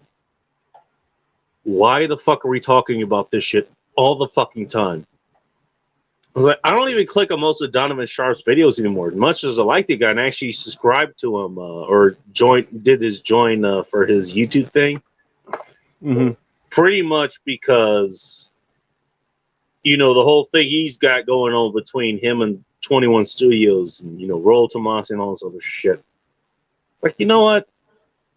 If Aaron Clary trusts this guy, as many jokes as we make about him, if Terrence Pop trusts these guys and those two entrust each other, I trust those guys more than I trust whoever the fuck this Anthony Dream Johnson guy is. And now they're fighting with Modern Life Dayton and all this shit, and he's now putting out this. Like, I don't want to keep putting out the same fucking thing. This is why I do a lot of what I do. I don't talk about firearms all that much because it's not that firearms aren't important. It's because everyone else talks about them. I don't talk about girls all the time. It's because everyone else talks about them. I don't talk about red pill shit all the time. It's because everyone else talks about them. Look how long it took. We actually had, I had a pretty good diatribe or, monologue, whatever the fuck I was talking about before you showed up. It didn't even touch on that. Then you show up and we're talking about shit, it's sort of related to, getting the girls, but it's more related to dealing with, actually dealing with the fucking girls. Yeah, it's like more meta type of information. Right. And I think it's something that's a lot more actionable. We just talked about things that you do, you go when you're with the talking girls. about the nuts and bolts of it. You stop worrying about the mechanics and talking about the mechanics of it, the basic level stuff. And you start going on a more like meta type of stuff, like mastery kind of stuff, and just having fun. Yes. But yeah, it's just that's like with the AR-15 stuff. Like, I know the reason why it's such a hot subject right now is because of the potential bans and stuff that we're going to probably face from the government. But the reason I weigh in on a lot of this AR-15 stuff is because there's a lot of people out there that don't really know what they're talking about. when it comes to the AR-15 platform. And I'm not gonna say I'm one of the ones that does know a lot about it. I'll No, say this: there's people. There's it's like people. everything else that gets banned. Just give me a second. You want, and I think I brought this up on that broadcast and other ones. You want to know why the AR-15 gets so much heavy flack, and you want to ban this one, and it's always brought up in every fucking shooting and everything and everything else. I just got this channel fucking banned. You want to know why it gets brought up so much by the opposition? I think it's from ignorance, man. To be honest. No, it's not. It is not from ignorance. So part of it probably is from ignorance. You don't get flack unless you're bombing the right target. Why does the AR-15 get so much hate from its opposition? It's because, hey, agree and F, it's the best fucking platform out there. It's the one that most people can understand. It's the most related to the most military, what's used by the military today. You know, your M16s, your M4s, whatever. Yeah, well, it's ubiquitous. That's the thing. It's that the most, too. It's the AR-15 is owned by it's the platform owned by mostly everybody that owns a gun. It's either that or a handgun of some sort. But it's why is that? Why is it? Because it is it's an extremely easy platform to work with. Pretty much anyone can shoot it anywhere from a child all the way up to a grown man. It's easy to break down and clean. It's easy to maintain, and it's easy to. It's very. It's easy to make changes. You know, it's an extremely ergonomic platform. You can buy a bunch of stuff for it, and you can really you can make it with attachments and stuff and different scopes and everything. Be right back. I'm gonna go take a piss real quick. Okay. Please explain this. I can't hear you in the background. So, for example, you know, you have AR platforms that you can cartridge with either like handgun rounds, 9mm, 45, all the way up to large rounds, like 6.5 Grendel. I have an AR platform that's built. It's an AR-15 platform that's chambered in 6.5 Grendel. And for me, that's an excellent round for hunting. You can hunt hog with it. You can hunt deer with it. It's a little bit bigger. It's a bigger cartridge than your standard 5.56 or 2.23, but it's not so big as like a 308 round. So it's kind of like a medium range round or a medium sized round, and I still get good. You still get really good distance from it. I'll boil that. That is a good explanation. I'll boil that down. It's the most versatile platform you can work with. Right. Versatility. That can be military grade. And go ahead. Sorry, go ahead. Because people are always worried about mil spec. I mean, if you put enough money into an AR-15 platform, you can have a better rifle than what military has. Military grade, like mil spec or military grade, what people call it, it's not all that. Mil spec it's just dummy proof from what I hear. I've never been in the military, but that's what I've heard. I mean, it's standard issue for a reason. Yeah, because it's made by the lowest bidder, basically. Well, that's everything military, from what I've heard. But the mil spec part, it's not much different. You know. Well, now I mean you can do whatever you need to it, and that makes it, at one point even better than what you could normally get, standard issue, while still being military grade. That's why it gets opposed. I don't disagree with that. That's why it keeps getting targeted. Well, the other thing too, because it is one of the best you can get. That's why AKs aren't targeted all that much. That's why shotguns aren't targeted all that much. At one point, concealed stuff, like handguns, that gets targeted every once in a while. Well, it's the one that everybody knows. Everyone sees it. That too. And that's what I'm saying. It goes back to the ubiquity of the firearm and the platform itself. It's that, and that's what I'm saying. Like, a lot of people just don't. They're ignorant or uneducated as far as with stuff as far as that goes. 'Cause I'm gonna tell you, because like the AR platform is not that big a deal. It's just that the variability of it is what makes it really good. Exactly. But You there's can other, do what you need with it. but you don't have, if they were really concerned about it, because you got to understand, like a 5.56 round or 2.23 in civilian, the 5.56 it's still a 22 caliber round, and a 22 caliber round is not very big at all. The only thing about it about 5.56 is it's 22 caliber round with a crap ton of powder behind it. So Right. it's got a lot of And that powder behind it. celebrate that separates it from, I don't know, 22 LR or even 22 mag. Sure, yeah. Which I'll be honest, that's kind of what I favor, but that's beside the point. You know, we're talking about And- high-powered rifle rounds. But the thing about it is, like, they're not. No one talks about the AR-10. AR-10 is the next step up from AR-15. That's the 7.62, right? Yeah, you get into the 7.62 by 56, aka 308, and 6.5 Creedmoor, stuff like that. Those are larger hunting rounds, you know. Right. You know, or marksman rounds, depending on what you're looking at. And I mean, people think that a 5.56 round will just create this huge crater in you, and it's just not. That's not what it does. Smith and penetrate. That's it, if I remember correctly. Yeah, I mean, at certain distances, like if you're up close, it could puncture AR 500 plate if you're close enough.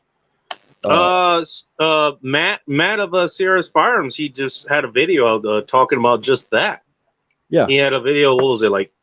He was talking about, some people were talking about level 3 armor, level 3A armor, and whatever.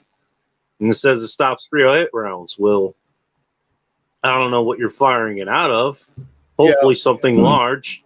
But 308, you know, if it gets stop 308, you know, well, it's larger, but it's traveling at a slower speed. 5.56 is traveling at a much higher speed. Yeah, because it's smaller. AR round travels. It's a hypersonic round, right? It's faster than just about anything else any other round or cartridge you can use.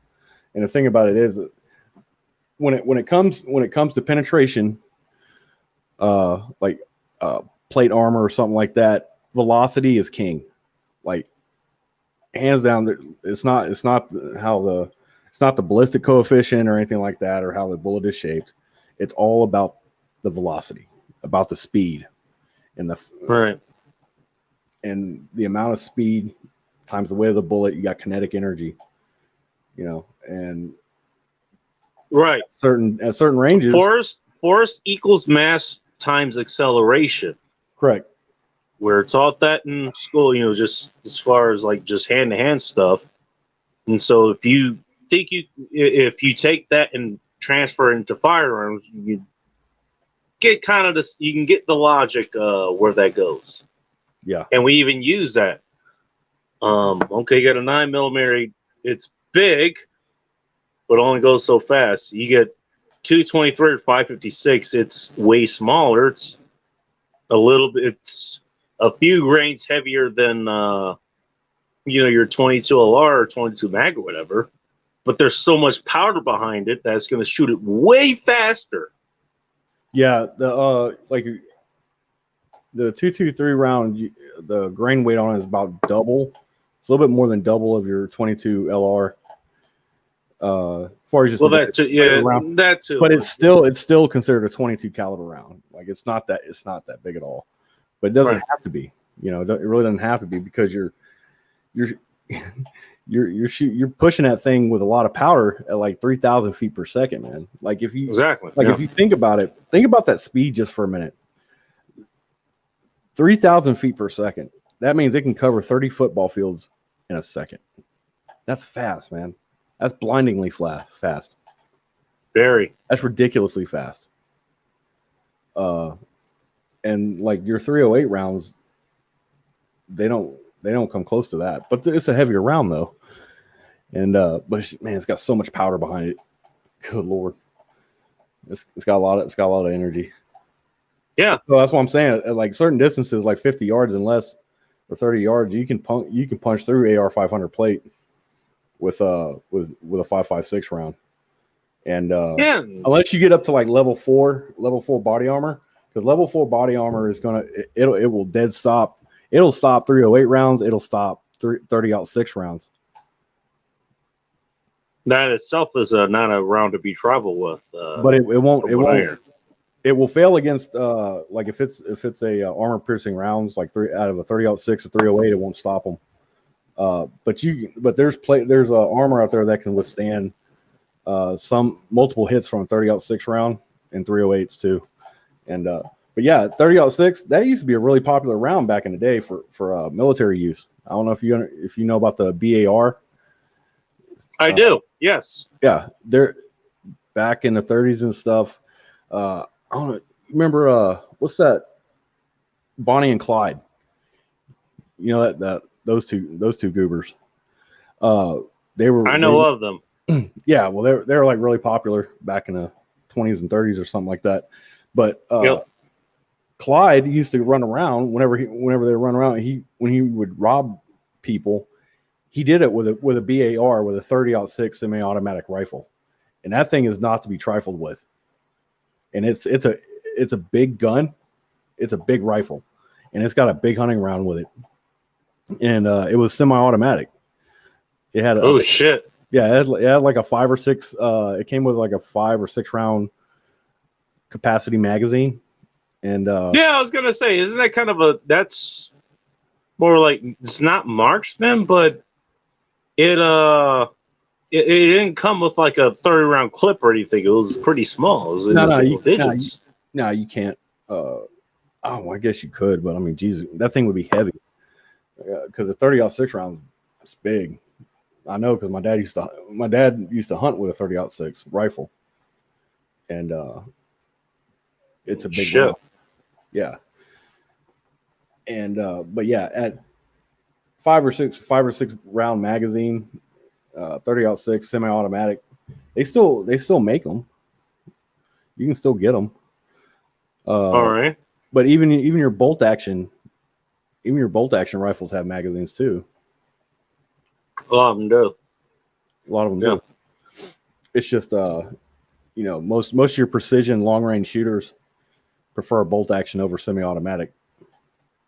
Well, yeah, there's tire tolerances from what I know with bolt action as opposed to semi-automatic. With bolt actions compared to semi-automatics, you don't. With bolt actions, you get the full force of the gas that's produced behind the bullet. So, like whenever semi-automatic rifle, it uses part of the gas that's created from the bullet to cycle it.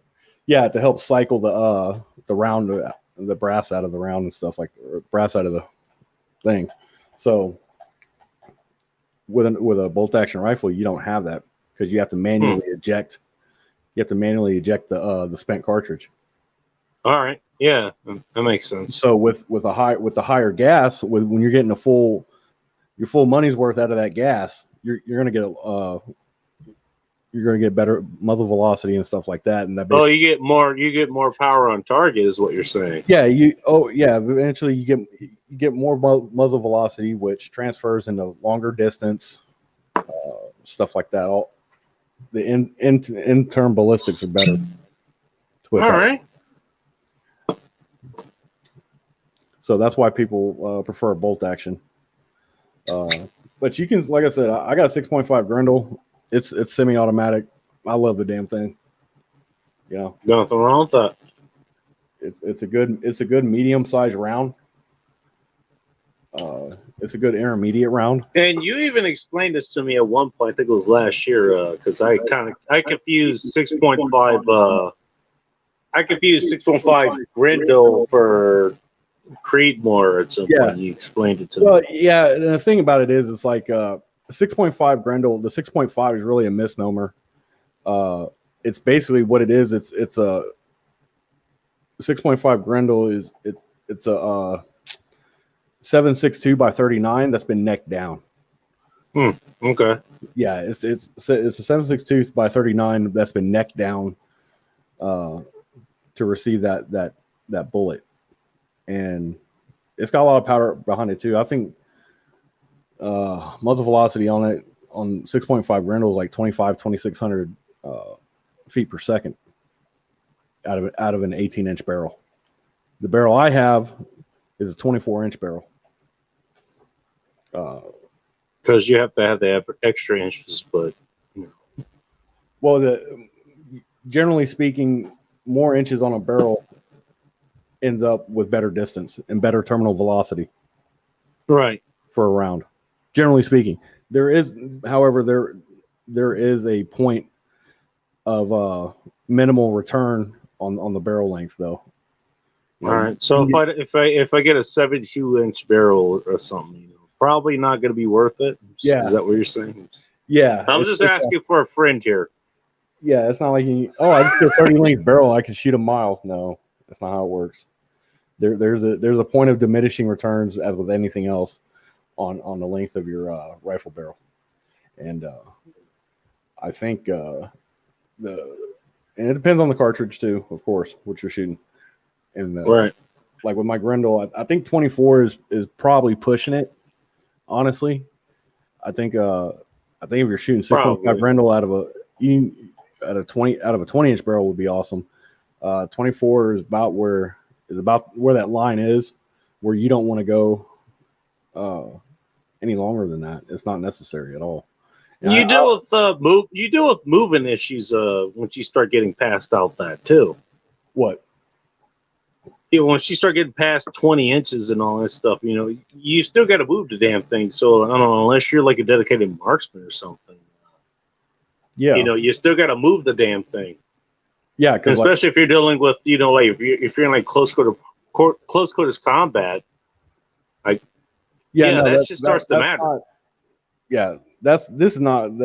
My Grendel is not a rifle that you take to CQC, and you're not running CQC with that thing, because this is a 24-inch stainless steel barrel, and it's a big heavy barrel, and that gun is heavy too. That's a gun that you post up with in a tower or somewhere, you're at a fixed location with this. Yeah, you're a fixed location with that most of the time. So that's why I have it on a bipod, big ass bipod. So, but yeah, that's not something you'd want to take to a 3-gun challenge, No, you're gonna have a hard time. But yeah. I run around with enough weight on me as it is. I don't need to carry a heavy ass fucking rifle. Jesus Christ. Right. But yeah, that's getting back to the original point. Yeah, a lot of people don't know about ARs. They're just uneducated, and that's why I'll weigh in on some stuff. Like we were at that. I thought I muted the mic. Sorry. Oh, at that range I was at earlier today or yesterday. There was a girl there who she comes from a family who's like really anti-gun, like they don't want anything to do with them. But funny that she was there. Oh, well, the thing was like her friend they own a Cerakoting business, and she started to work for them, and she started handling all these guns and stuff. She's like, I really like them. And so she started shooting. Nice. And she went out and she bought all kinds of guns. She went crazy, which is what it happens sometimes with some people that, first time they start,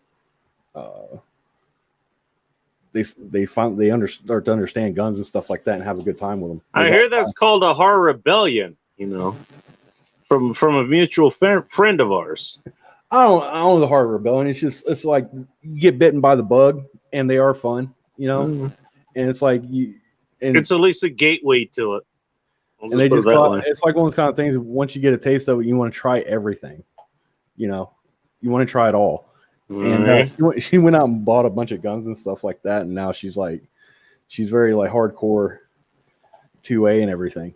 But it's because she just, and she most of her life she came from a certain perspective, and she didn't know the other part of it. And I think that's what a lot of anti 2A people were like. People that are afraid of an AR. I swear, because like if you ever shot an AR, it's just like this, you hear the stuff that people say about them. It's like, how, you know, that person has never shot one before, because if they did, they wouldn't be saying that stuff. No, you're not wrong. And to quote Steven Crowder, I think he's in your area. I think he's in Austin or something. He's It's over like, in Dallas. okay, there's Dallas. two people. There's two people in this kind of gun gun thing. It's people who are ignorant about guns, and there's people that actually what do you call it? They're for gun control and all this other bullshit. And then there's people who've actually shot guns and they actually know what the fuck they do. Yeah. And it's always the ones that, they've never handled them, and they've never been around them, all this stuff, and they hear all the horror stories. Yeah, you hear stories, and they, Stuff. most of their information is largely from Hollywood and from,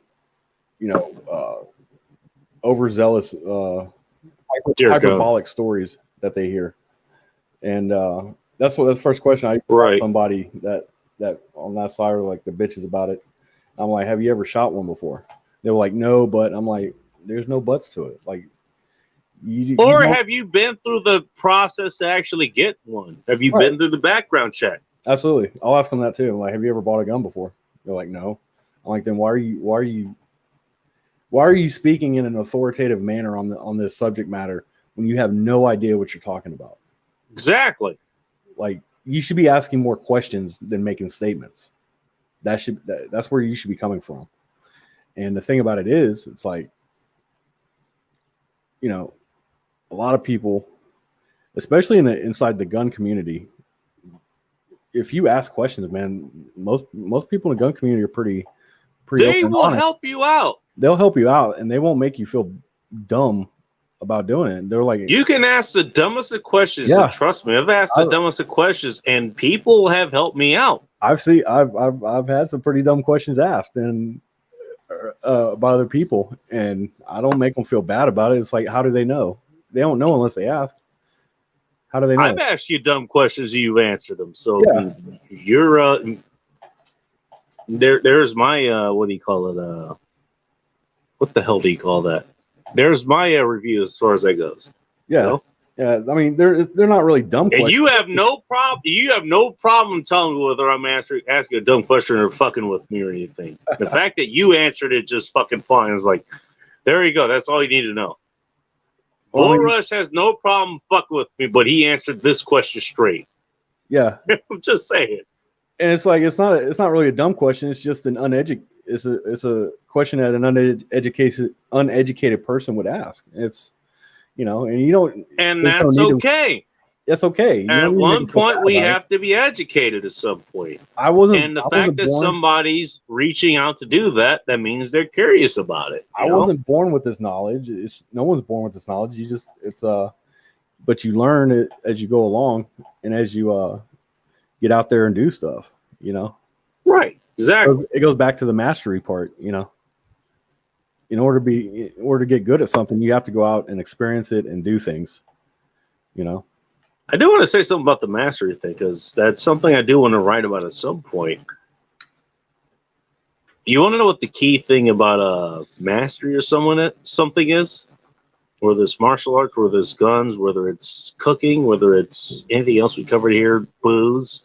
You have to. I may or may not know something about that as I pour myself another drink. We have to get involved. That's the main thing. That's the main thing. You have to get involved.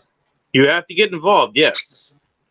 The other thing that most people don't ever talk about, even masters don't talk about this.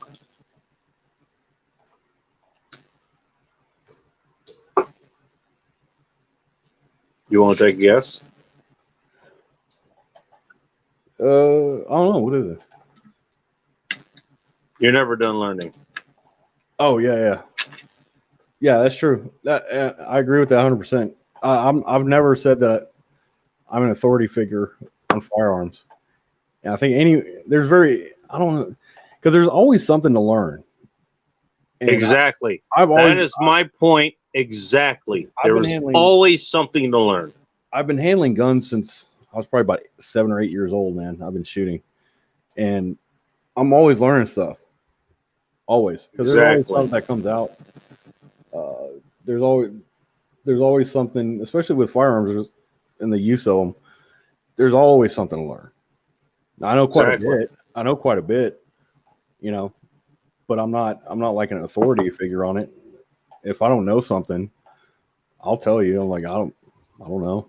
And Maybe I take something a goes. wild guess to say that if you didn't know something, you needed to know something about it, you would actually reach out to ask for help for it. Yeah, I got people. I know people I can ask. That's the other thing too. Like if I don't know it, I'm not going to sit here and tell you some misinformation about it. You know, Exactly. I'll just say I'm not real knowledgeable on that subject. So let me figure it out or find out some information. I'll let you know. Exactly. I'll either research it or I'll call someone who knows more about it than me. And I'm like, what's going on with this? Like what's up with this? And they'll tell me. I mean, they'll sit down and write you a damn thesis on it. All right. There That's we go. that's how It's I get nice to mine. have those resources around. Yeah, you can either look it up for yourself or talk to people you know who might know about it, like anything else. Uh, and then you get out there and experience it yourself, maybe. So you need to have your own personal perspective on it. Yeah, you're right. The point I wanted to make is it's just kind of a small point. I don't want to get too much into it now. Okay, you can be a master of something. I was a weapons master at my school. That doesn't mean that I mastered every weapon that there is to be out there. It just means that I had the affinity to figure them out. And, I figured most of them out and I was able to teach it. All it really means. Plenty of weapons I don't know a lot about. Specifically, a lot of the flexible ones. Yeah. Um, That's by it. the way, that included firearms, in case anyone was wondering. Yes, I know how to fucking shoot firearms, okay? In case anyone was fucking wondering. I'm pretty damn good at that, too. Like, I'm a fucking marksman, damn it. Um, but even then, there's shit that I'm in martial arts, cooking, all the other things we talked about here. So, all right, I'm real good at cooking. There may be something that lose me. Do you have the humility to reach to someone else and say, hey, can you help me out here? Yeah, That I think is the real thing of masters. Like, okay, I had you a realize you're good at this, but you have an innate ability at this, but there's always something you can learn. man. There's always a gun. Earlier today, I was out there with with those guys and stuff, and one of them wanted me to try a gun I'd never seen before, and I didn't know how to operate it. Like, so I asked him, like, Really? well, yeah, because I didn't know where. Well, I know pull up a trigger, but I didn't know where the safety was. I didn't know where if it had a safety. I didn't. The mag release was in a different place that I wasn't used to. So I just asked him, like, where's your mag release? Where's the safety? Does it have a safety on it? And he was more than happy to tell me. He's like, yeah, you just here's this. This is right here. When you get done and press this, I'm like, oh, okay, cool. Nice. That's all you got to do, man. You say I'm not familiar with it, and they'll be more than happy to show you. Well, I mean, and that's a good showing on when you actually understand the gun community. Um, they're not these fucking evil goddamn people. Like they actually do want to. If you're interested in what they're interested in, they're more than happy to help you. Oh, And absolutely. especially if you're dealing with something that you're not familiar with, even if they're from different countries and stuff, like Yeah, I don't know if you knew this, different countries use different standards for different firearms. absolutely. You'll know that whenever you put your hands on the Tavor, a fucking Israeli Tavor. I've heard of that. Yeah, Mainly through your other Marine buddy Joe there at tacticalwisdom.com. Tactical-wisdom.com, sorry. Go check out his site. yeah, that's a very good site. Joe knows what he's It talking is. about. Yes, he does. I think I sent him $5 to get him his. I sent him $5 to help him get his cover made because apparently he's making a book. Yeah, it's coming. I think it's coming out soon, day or tomorrow or something like that. Oh no shit! Yeah, I didn't know it was that soon. Yeah. Okay. Yeah, his stuff, his information is very actionable, very simple. It is. You know, stuff that anyone can do, and it's really good information, solid information. That he keeps calling himself a fat fuck. Do you know why that is? Do what? He keeps calling himself a fat fuck. Now I've seen him. I think I've seen him on a couple streams. If he's a little bit overweight, he could stand to lose a few pounds. Now I learned a lot of my martial arts shit and stuff while I was overweight. Yeah. Maybe somewhere around the level I was at, but whatever. You know, being overweight doesn't mean you can't defend yourself. Let's just put it that way. No, it can't. In fact, I was encouraged to keep the weight that I had just to strengthen myself. For reasons that goes beyond this this post or not this post. Jesus Christ, this stream. I'll talk about that at some other point. But yeah, what you were saying earlier, what was it? Friday. Friday, I met up with a girl, and that's right. Local indoor gun range. Yeah, I was telling you about this. Yeah. She's like 4'11", dude. 4'11". Girl was little, dude. She like top of her head came up to like right up underneath my chest.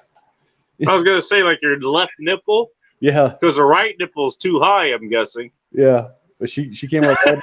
She came up top of her head. Came up to about right there, man. She's a little thing. I was messing with her the whole time. I told her I'll put you in my pocket. I believe it. But she has a 6 hour P223 chambered at 380. And it's a tiny gun, dude. And but she got little hands. Like her whole hand fits in the palm of my hand. She's 4'11". Yeah, I can kind of understand that. Yeah, she's got like child size hands. And that gun was probably the right size for her. But she had cycled okay and all that stuff. I mean, I hear nothing but horror stories about threes. Now, my father, he works in security and he has like different 9mm. You know, he has a shotgun and he has some 380s. No, I mean, there's nothing wrong. There's nothing wrong with the 380. There's not much difference between the 380 and the 9mm. The 9mm is slightly larger compared, like in size. The cartridge is slightly larger than the 380. It's got a little bit more powder behind it and stuff, of course, but it's not a whole lot different. The 380 will still kill you. Well, yeah. So will a 22 LR. Just as a reminder, assholes. We all want to get into fucking caliber wars. You know, a 22 LR will fucking kill you too. Just saying. Well, with just about any, we're just talking about these two. With just about any handgun size cartridge that you use, you need to expect to take follow-up shots no matter what. I'm gonna take a wild fucking guess. You're not gonna want to take a goddamn pellet round from a 177 Ruger Airhawk or something like that. I'm just gonna take a wild fucking guess. Probably not. I wouldn't want to take anything from anything. But yeah, exactly. You know, she like did not know the basic because she's an auctioneer, and she has to handle a lot of money. She carries a lot of money around sometimes. That's why she bought it. That makes sense. Really know how to use it, and she comes from a family that that uses guns and they hunt and sporting kind of stuff, and she really didn't know how to use it anyway. So yeah, I'm going to take a wild guess and say, this Sega, because people don't just fall into 6 hours. I'm going to take a wild guess and say this is a recommendation from a family or somebody else that she knows. Yeah, I asked her about that, and she's like, the reason why she got that gun particularly is because she liked the color of it because it was red and black, and it's all right. Well, I can't disagree on the red and black, but okay. But it's like I told her, I'm like, look, because she didn't look at any other gun. She knows that she said she tried a 9mm and it almost like jumped out of her hands, and she was like really scared of it. And I told her must have been a small gun. No, it was because of her grip. Because she didn't even know how to properly hold a handgun. I had to Well, I'll tell you, Wow. I had to start from from scratch with her. Like, she didn't know how to hold a gun, she didn't know how to take it apart, she didn't know how to. She knew how to load it and pull the trigger, and that was about it. You know, she didn't know how to clear it. She didn't know how to make it safe or anything like that. So Wow. I had to start from scratch with her. When we first started, because we only spend an hour, because I don't like spending any more than an hour at a time with them when I train somebody, because it's too much, you know. Well, let's get you into your time. I understand. No, it's just that it's a lot to throw at somebody like that. It's a lot of information. You don't want to overwhelm them. So I just Okay. I, Understood. I basically got her comfortable with. I had to teach her how to grip it properly, good firm grip, and Both hands, I'm guessing. yeah, both hands, combat grip. Told her how to had her practice how to stand properly when shooting, because there's a technique with that too. Because she was doing the lean back thing that a lot of new people do, Oh shit. where they just plant their feet side by side, When no. and they lean back. They lean back with their shoulders, and they just push the gun out like they're trying to get away from it. And That's I'm a like, yeah. good way to get hit in the face. Well, no, she was just leaning back from it, like like she was trying to push the gun away from her. And I'm like, that's not. Yeah, I mean that's a really bad. It's really Anything, bad. you're leaning forward. Yeah, generally you lean forward. It's kind of Right. like you take the same stance shooting a gun that you would take whenever you're fighting somebody. It's like when Right. when you go to It's an fight aggressive somebody, thing. You're firing something, so it should be you should be a more aggressive stance. You're going towards someone. yeah, And I don't know if you knew this, if you're using a goddamn handgun against somebody or even a rifle or whatever, chances are you're advancing towards whatever you're shooting at. well, the thing Am about it I is like wrong on that? Let me know. that's true, and the thing is that the stance is very important because number one, you want to shoot. It provides us your stance provides the stability for you to be accurate and to Right. manage the recoil of a firearm. Second thing of it is mobility. 100%.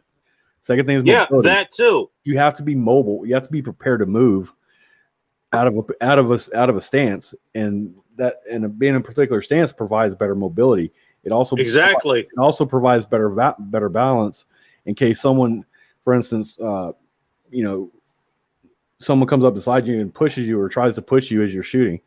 Well, if you're in a certain stances, you're going to be knocked on your ass. But if you're in like a staggered You're position, peg legged, particularly, right. If you're which is leaning what forward, I've seen other people try to shoot at like if that. you're leaning Yeah. forward, like if you're leaning forward with your feet shoulder width apart, and your feet are staggered, you got she was right-handed, so I had her right leg. Her right leg was behind, and her left leg was forward with her nose slightly over her knee, leaning forward, and she was presented fully out on the her handgun, and she started doing it. She's like, "Man, that's a lot better." We went from her first shot because I only put I put the target up at 5 yards, a 5 yard distance. The first It's shot about right for a handgun, especially at 380. that 380 can go out to about. That's why I told her, because she's like there's something wrong, and I took her gun, ran it all the way to the 25 yards inside the indoor range. I think it was a max distance, and I put it center Sounds mass. about right. I put it center mass 3 times in the X, Nice. and so I ran it back and showed her. I'm like, "There's nothing wrong with your gun. It's you." So she's like, "Oh, okay." And we went from her at a 5 She yard accepted that, by the way. Just to ask, she accepted that. She didn't try to shoo it away or anything else. So she actually accepted that. Yeah, she didn't argue with that because Good. I put Good. I put 3 rounds in the X at 25 yards with a 380. And Okay. I told her, if I can do it, you can do it. That's important. I just wanted to make note of that. That's all. Please continue. And so we went from 5 yard distance. Her first shot completely missed. She completely missed the first shot out of her gun at 5 yards.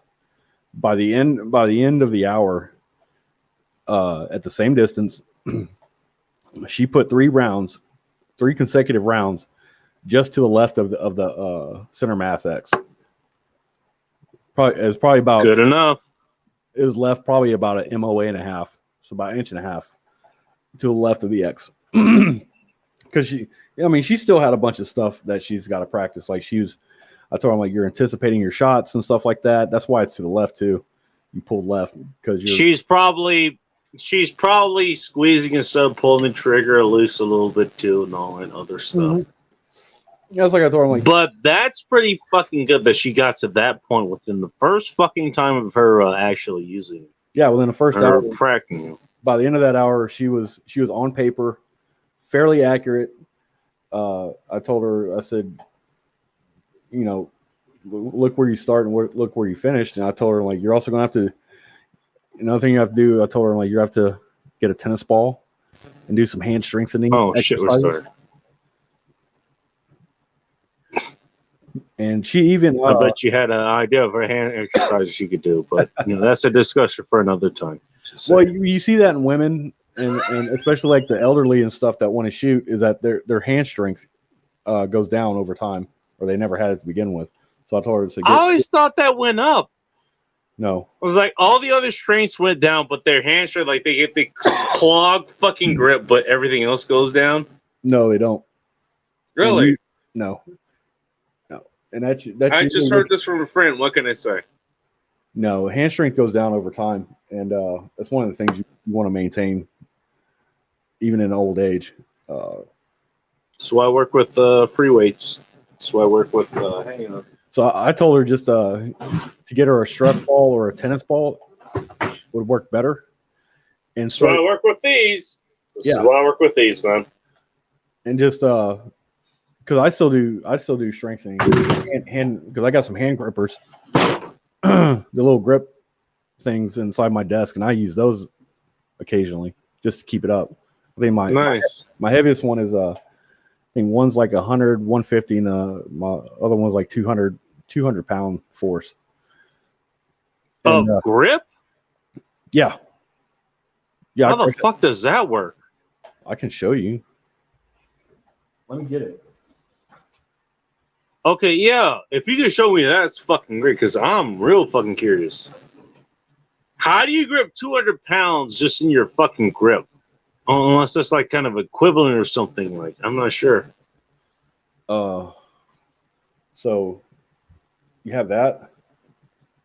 You see nose, right? Yeah, it's like a spring one or whatever. Yeah, it's the hand grippers, and that's 200 pounds. That's 200 pounds was just a spring? Yeah. You can see the 200 right there. Oh, okay. Yeah, and you just work out with it. Like, it's kind of hard to show you. Or do a side one. You just do that. I'm a little bit confused on how the physics work on that, but okay. I think I kind of get it. Because the spring is providing the resistance. No, I get that. So my thing is that I don't know. Okay, when I think of lifting 200 pounds, so this is 100. Okay, you can do that. You can just do that. See, you get it? I'm just trying to figure out. Let's say I'm squatting 200 pounds. Okay. Well, or my dumbbells here, they're 50 pounds each. So whenever I'm squatting them, I'm squatting 100 pounds. And whatever capacity I'm squatting them in, I'm squatting 100 pounds.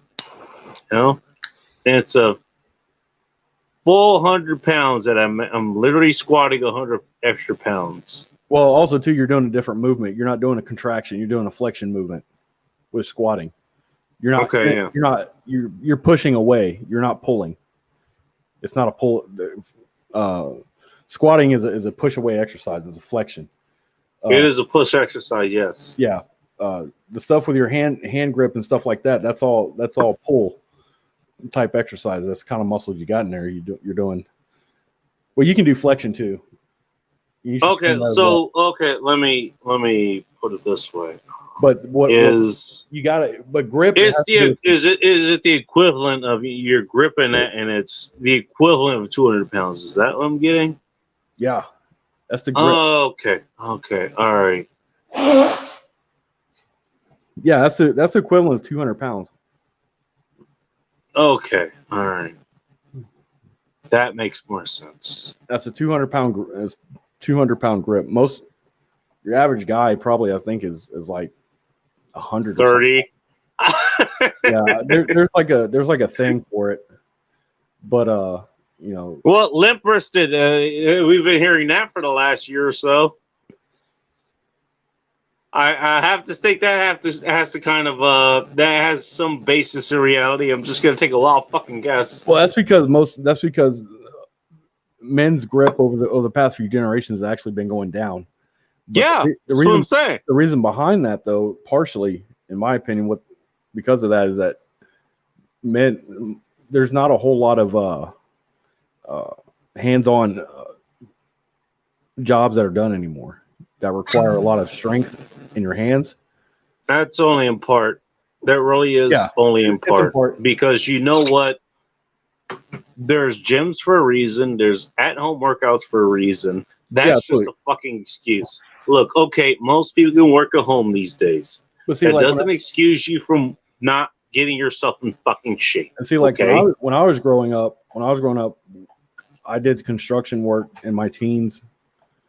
Our neighbor he was a residential and commercial contractor, and I did a lot of grunt work on the job sites and construction sites. can And I ask you a question? yeah,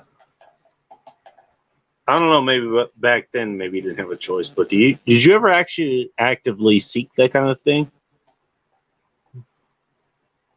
well, That kind of manual labor, that kind my of stuff. my options were kind of limited because of how old I was. Okay. I technically I shouldn't have been working with him anyway because of my age because I was like 15 years old on construction. I was talking about later in life, but I mean, Oh, later based on probably, I don't know, probably not. when I don't I was know. a kid, I just started to ask. when I was a kid, I grew up doing a bunch of manual labor like chopping wood and shit and just doing a bunch of stuff. Nice. When I got older, I wish I had been able to do that. It'd been nice. yeah, when I got older though, I wouldn't have been a fat kid, that's for sure.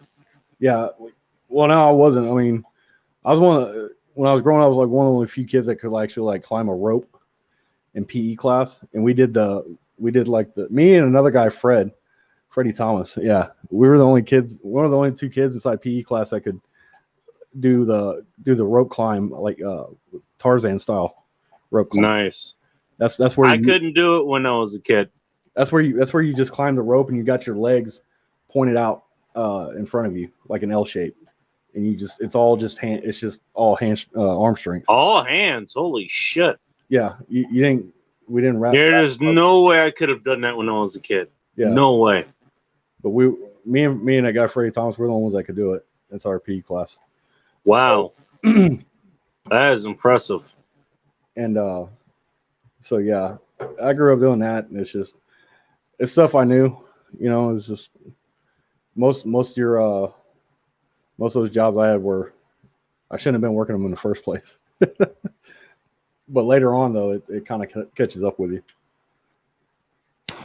From what I've heard. Yes. Yeah, that kind of work. Depending on what you do and stuff, it'll catch up with you. That's why I'm in the job I am now. So I sit at a desk and do my work, and I get paid like 3 times more than what I ever did. Nothing wrong with that, and I would say that that's a good thing. Yeah. But guys' hamstrings have been going down, and that's why I told this girl, I'm like, get you a tennis ball, do about 10 or 15 reps every day with it, and eventually over time, your hand strength will improve, which goes into which leads to a better grip strength, and the better grip strength you have with a handgun, the easier it is to manage recoil. But she got to try or your arm strength too, by the way. That's going to matter at least a little bit. Another thing, you want the most grip strength possible is when you're fighting. You should know that. Yeah, Grip strength definitely. is very important in hand-to-hand combat. Yeah, and gripping and trapping and all this stuff. Yes, definitely. So, and she got towards the end, she had built up enough Hell, confidence. I want to throw this out real quick. One of the, I think this is what Grandmaster Galen Griffey throws. One of the things he would do is he would get like the Sunday paper or like whatever the weekly paper was, and that's like 70 something papers or something, and he would just take each paper, and whether he wanted to read it or not, he would just take each one and just kind of ball it up by each one. Yeah, he would just do each one. Yeah, that's you know, that's grip, and that's how he strengthened his grip. You know, you can do it without any resistance. All you have to do is if you want to improve your strength, make a fist. Go act like you're making a fist, and make a fist as tight as you can, and hold it for 5 seconds, and then release it slowly. Yeah, that kind of isometric exercise that does actually work too. You're right. Yeah, we in military we call them grippers. I actually asked my instructor about that because I had questions about doing that for my other muscle groups, and I kind of got a mixed result for that. But it can be done. I think you'll see it inside small. You'll see more improvement inside smaller muscle groups, like the hands and stuff like that. You'll see a definitive. I can see that. Yeah, maybe not the larger ones. Maybe not like your hamstrings or your hip flexors, but the reason I thought I was like, okay, you got muscle groups that oppose each other. You got the biceps right here. They flex this way. Then you got the triceps the other way. They're bigger, which is a different discussion. You go this other way, and you find a way to make those oppose each other. Will that make those muscles grow?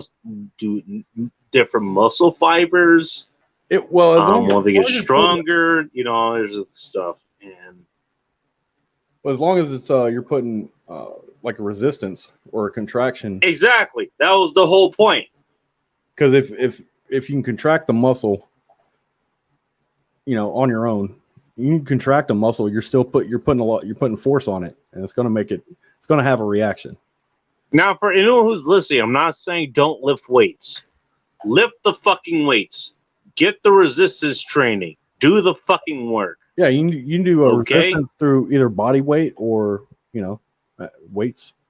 Through the body weight or through your own weights that you have with you.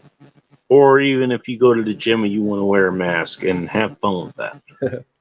But yeah, you can just as long as do something like that. So I told her to do that, to work on that, because her grip needed work. Her grip strength needed improvement. And by the end of the session, she built up enough confidence that I let her try my 9mm. Nice. One of my. How did it end up working out? Just at the end, like, is she okay firing both guns, yours and hers, or how that working out? So I let her try the bigger. I didn't let her try my subcompact because smaller handguns are actually more difficult to shoot. So there's not enough weight to hold back the recoil. Yeah, absolutely. And so I let her try my my CZ compact, which is it's a little bit bigger. It's got a 4-inch barrel. Let her try that, and she really liked it, because the last 9mm that she tried that she got a bad taste from, was a bad experience from. It was a Ruger semi-automatic, and the thing about a Ruger, which it's a fine gun, it's okay, but it's an all steel frame. And actually, it should have worked out better for her, but I told her that the reason why she had a bad experience because her grip strength. Because she said it almost jumped out of her hand. I'm like, that's not a problem with the gun. That's your grip strength not being strong enough to. This is what you were saying earlier. To maintain the recoil on it, or the handle the recoil on it. That's why. That's why you had a bad experience. But then she tried mine, And I told her, I said that my 9mm is about the same size of that 9mm Ruger, and it's lighter too. And you did a better job of handling the recoil on it. Wow. So Ruger, they're not known for skimping on their materials too. So the Ruger's going to be heavier, yeah, your which Ruger. means it should have been easier for her to handle. Yeah, but it wasn't because of her shitty how she held the gun, her grip on the gun. Okay. Yeah. Because she So probably didn't hold it like your tutelage probably helped her with the gun that you have, yeah. and hers as well. That's why I was trying to explain to her how her grip on the handgun it transfers to everything else. It's like if you can maintain that and if you have a good technique to holding the gun, to gripping the gun, you can shoot just about any gun, Right. no matter what caliber it is, you know. So long. And the crazy thing is, you're teaching her this, but she comes from a gun culture family, so you would think she would know about this at least a little bit beforehand. Yeah, but you had to bring her in kind of cold turkey, damn near. Yeah. Just because she comes from a family that handles guns doesn't mean that she knows how to handle guns. That's a lot. That's you don't want to make. No, I understand that. I'm just highlighting that point. And if they're and she also said to me too, it's like she comes from a family that uses guns and stuff, but it was mainly like rifles and shotguns and stuff for hunting, you know. Oh, okay. That's shit. There we go. Yeah, and that's a completely different, rifle, shotgun. We got your Joe Bidens here. Here we fucking go. Yeah, and so she probably didn't have much experience with handguns. Probably because the family didn't have handguns, they didn't use them that much. So, or they probably use like a revolver or something. You never know. Well, at least she had you to rely on. There's at least that. There we go. Yeah, I mean, it's just she wouldn't know how to use it. She came to find you, and you got to set her right in her ways, and got to get her comfortable with her own damn gun. There you go. There you go, man. Bull Rush is doing the Lord's work. That's what's happening. It was just a teach her in order to make sure she knows how to properly and safely handle a firearm, and number two, so she doesn't like hurt anybody else or herself. That's a real nice thing that you did for her, by the way. Bro, most people will do it, dude. Most people in gun community have no problem doing something like that. No, I understand that, but it still needs to be highlighted. You took the time to, take it to the gun range, figure out which gun she's using, how she's shooting it, help correct her in how she's shooting it, and get her more familiar with the gun that she has. Yeah. Well, that's a lot of. I mean, that's not a lot of commitment, but for me, that'd be a lot of fucking commitment. Just saying. Well, if she's willing to ask for help and willing to do the work, just showing up and coming out to the gun range and stuff, because she doesn't know me from Adam, dude. Like we've been talking online through direct messages and stuff like that, But yeah, like the million people that are in my fucking direct messages right now on the fucking dating apps. Okay. But yeah, I mean, don't worry, I got rewarded for it. Oh, I bet you did. Yeah. And we're not going to ask about how you got rewarded here. We're just going to speculate here. We're not going to talk about that. Yeah, just leave it to the imagination. But yeah, take a wild fucking guess. Just saying. I'm just asking for a friend here. All right, but you know what? I mean, my point stands is like you took the time to do that. But on a side note, though, I will say that's a as far as like pickup and stuff like that, and you want to go on a date with a girl, take her out to the gun range, because stuff like that, like especially at the gun range, that gives you a lot of chances for like to practice keno and stuff like that. Yes, it does. Because You have to show her how to shoot the gun. You yeah, have to touch her to do it. yeah, and so and also too, it puts you in a more in a different in a frame It of puts you in the masculine frame. yeah, it puts you in a frame of being a teacher, and she's like the student and stuff like that, and it builds arousal for her. Exactly. Because like one of the most back in the day after I got out of the military, I used to help at a local gun range. I used to be like a instructor for like level 1 pistols, Nice. and that's probably, I'm gonna tell you, man, that's probably one of the most prolific times for me for sleeping around with girls, dude. Was whenever I was working there.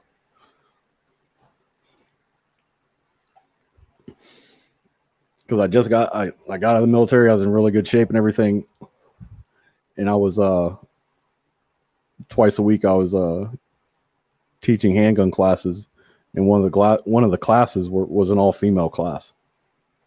Wow. Yeah.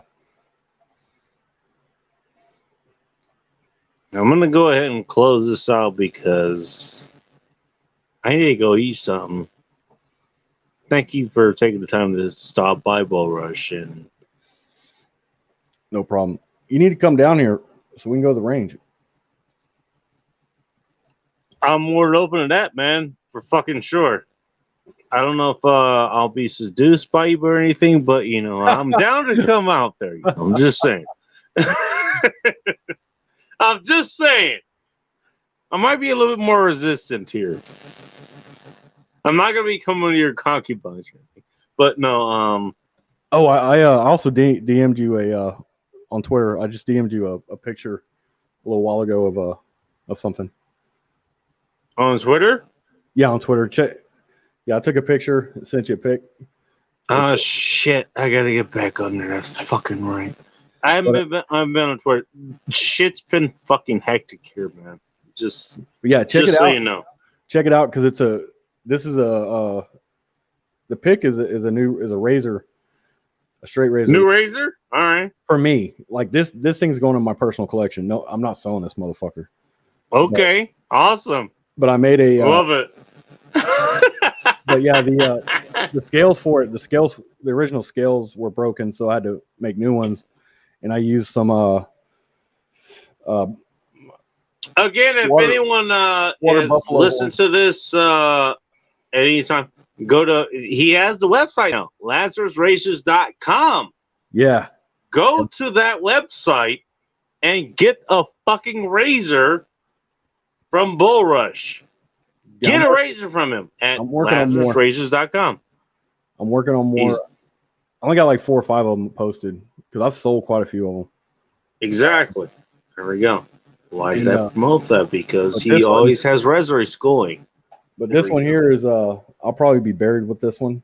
I made the scales for it out of your camera's still off. Oh, you want me to show it to you? I can show it to you. So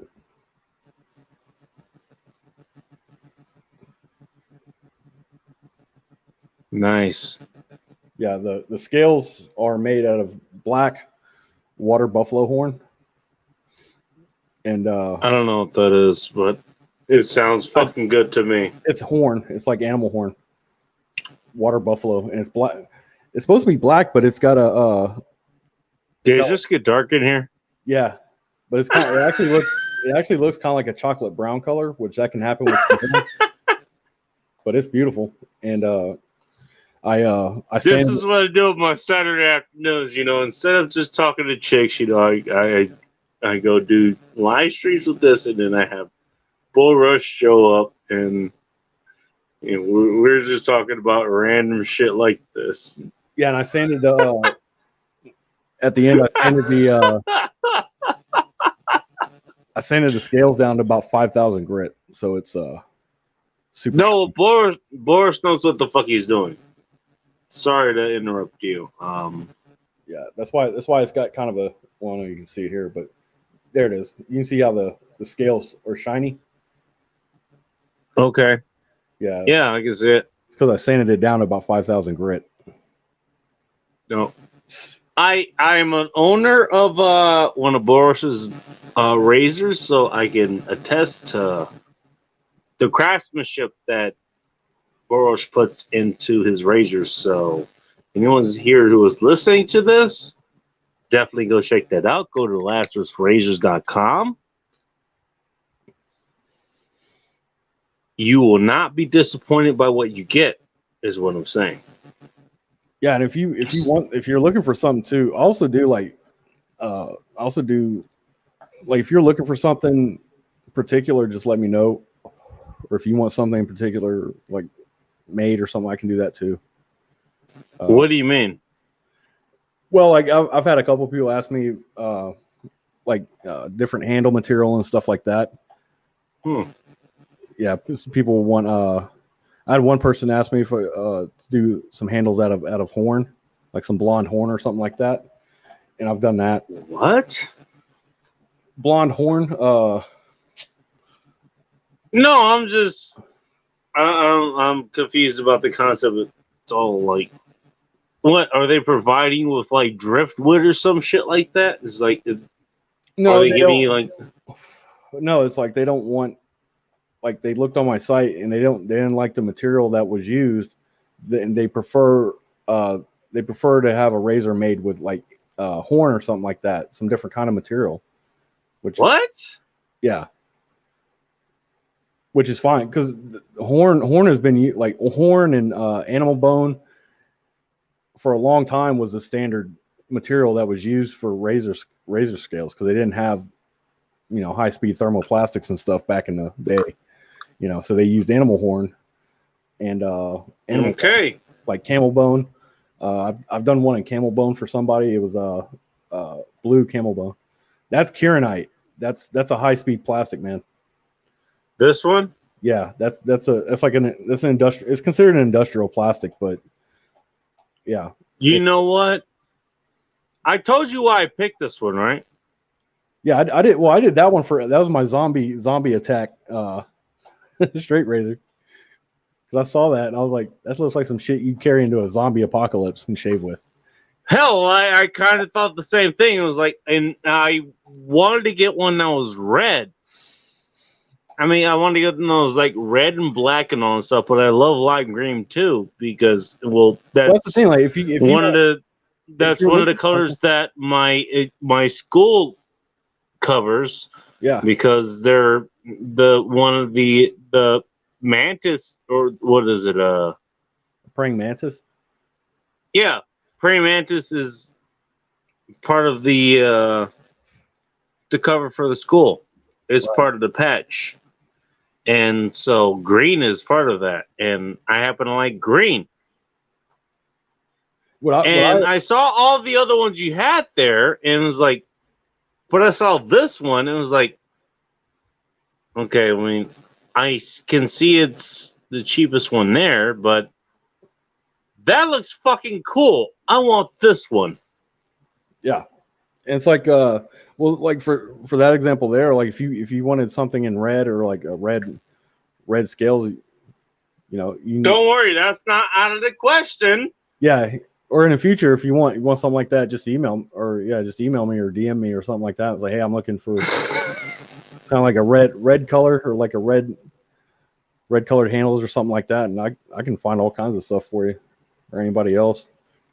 I like the kieranite though. The reason I picked that material is because you can clear. I mean, you can see it takes a high polish.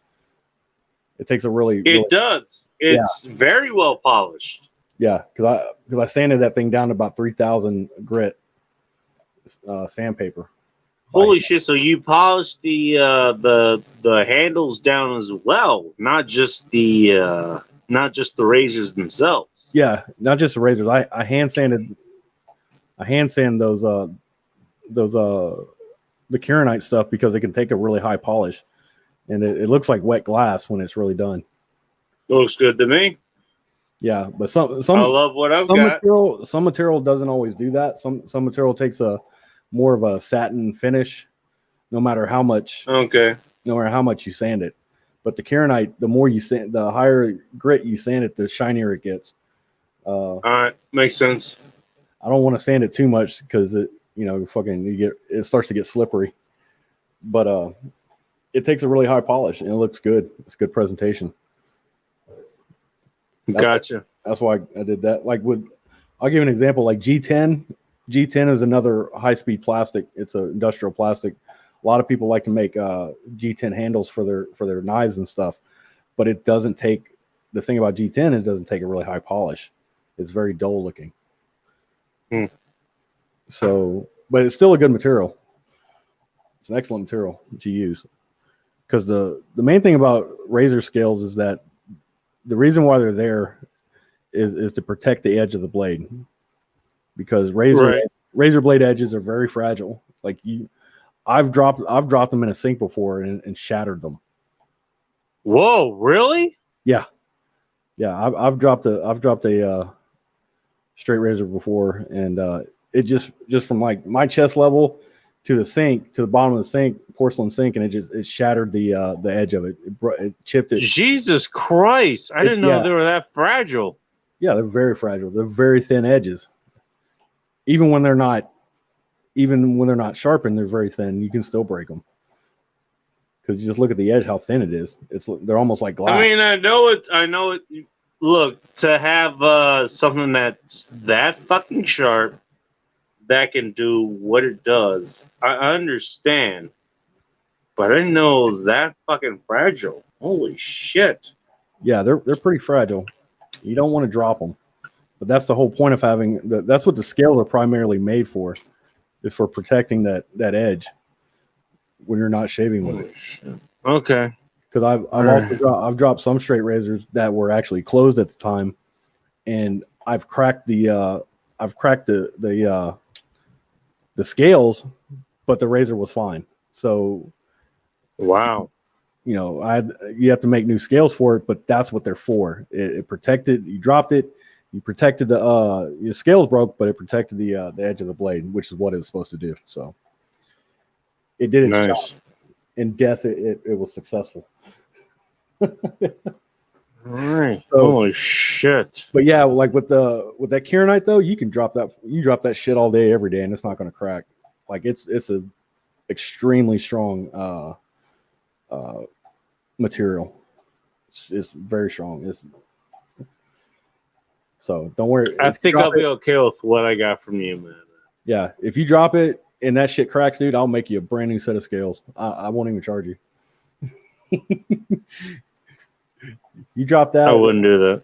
Yeah, if you drop them and it cracks that Kieranite, I'll make you a brand new set of scales. I don't care. I won't even question it. They're just like, yeah, okay. Because you have to beat the shit out of it with a hammer to break that shit, man. You really do. Stuff's tough. I'll be honest. Look, I got it because I wanted to get one from you. I used it once, and I used it on the show, I think. Did you get any more gear for it? Like, did you get your... That I actually do want to get back in contact with. I want to talk to you about that off air. Okay. Because I actually want to learn a little bit more about that, how to actually fucking use it. Because I did was use it kind of like haphazardly, and I didn't kill myself because I'm still here. Well, that's good. You got depends on who you ask. Yeah, but you're really not gonna hurt yourself with a straight razor, because it's the thing about straight razor. Like you have to be like actually trying to hurt yourself to really do any substantial damage to your skin, or All right, fair enough. Because the skin is actually, well, number one, it's like, so the innate self-preservation that everyone has within themselves to not kill themselves, and number two, it's like your skin is very pliable. It's very true, flexible. yes, and it's hard to cut anything that's flexible. You're right. You're right about that. But I've been holding off on that. I'm just using my full shaders and all that stuff, and I'll probably still be using those for the foreseeable future. But If you want to, we can. I wanted to get one from you. Why don't we But set if up a I Zoom do or want to, why don't we set up a Zoom, like a Zoom or like a StreamYard thing? Me and you, like tomorrow or something, and I can show you like the basics of how you're supposed to uh like shave and then strop and stuff like that. It'll probably take about an hour, 45 minutes. okay, But just yeah, DM me and sounds let me good to know. me. I really Where don't do have I anything for DM tomorrow you? on Twitter. Oh fuck! I gotta get back on Twitter. I have a million fucking notifications on there. Holy shit! I followed you back because I got your DM. You followed me back, you fucking goon. Yeah, I'm sorry, dude. Hey, I couldn't resist. That was too fucking good. no, it's fine. I thought it was funny. I knew you fucking held back because I just actually said something, but No, I don't care. whatever. It's funny. Alright. I call people goons all the time. I know. I thought I'd throw it back at you at least for once. That's fine. I thought it was funny as hell. It is. I don't care, man. I'm not sensitive, man. Like I grew up with two younger brothers, man. It's like when we grew up in a very masculine environment. And it's like we were always fucking with each other, man. It's like Good. You know what? I expect Glad it. you did. And I sort of did. I had one brother growing up, and, I had to deal with that. This is something I got in the mail today. It's a cup. What's that? What's it? It's for a shave brush.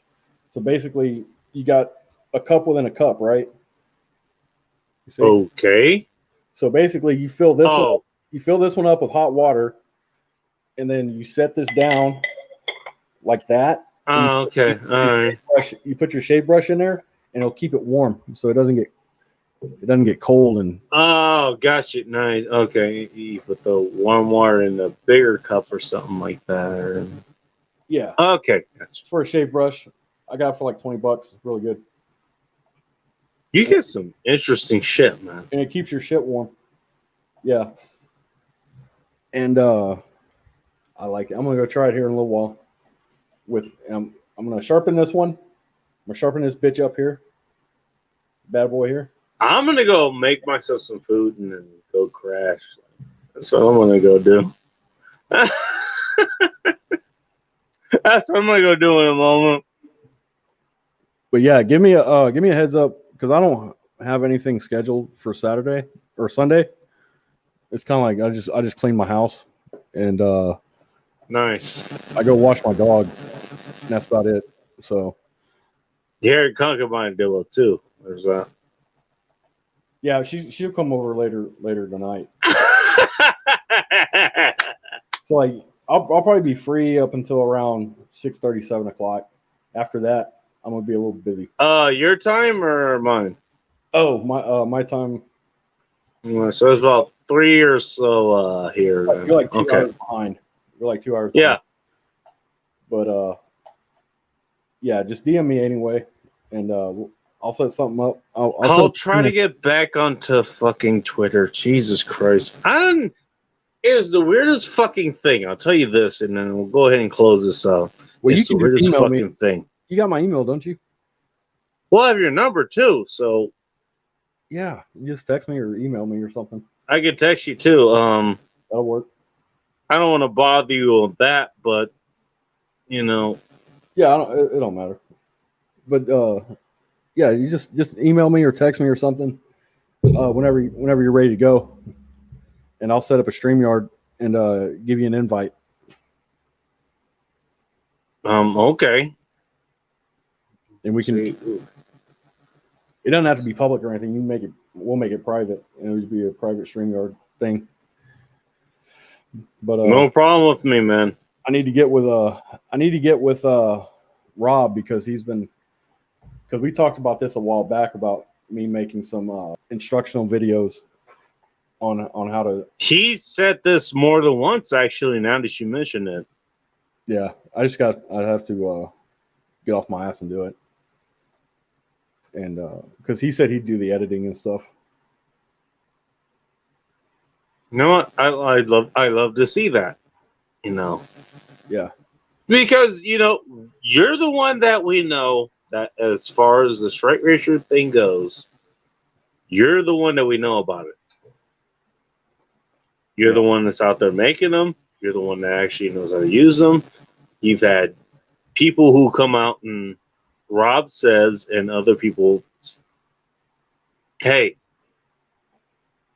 I have my own half-ass review as far as using a straight razor just out of the fucking gate and not knowing jack shit about it. But Rob is probably the best one because he actually knows how to use them. And he just used it out of the fucking gate. And he has a glowing review for it. Just use it on his head, you know? So They well, see, there's instructional videos on YouTube, but the ones I've seen for the most part, they're older older videos. They're not high def videos, because usually those guys they're kind of like boomers, and so they don't, the visual quality. there's your opportunity right there. Yeah. I mean, Now you can put new opportunity, you can put new material on top of that. Now, whether that gets any traction, that's another discussion entirely. yeah. That And means we need to get your channel more traffic. Okay? And I don't know how to do that because I suck at YouTube too. at marketing, yeah. I don't have a whole lot of experience doing that either. I'm not really good at it. So I'm in the same market. I suck at marketing. And even have Red Sings the Blues. I know you know who that is. Yeah. He's giving me ideas on that. I mean, But both of us are kind of in the same market. But you it's know what? still a very Put niche the market, put it out there on your channel or whatever you want to put it out on. Anyways, yeah, I'll post it to my just channel put it out there. so they can find it.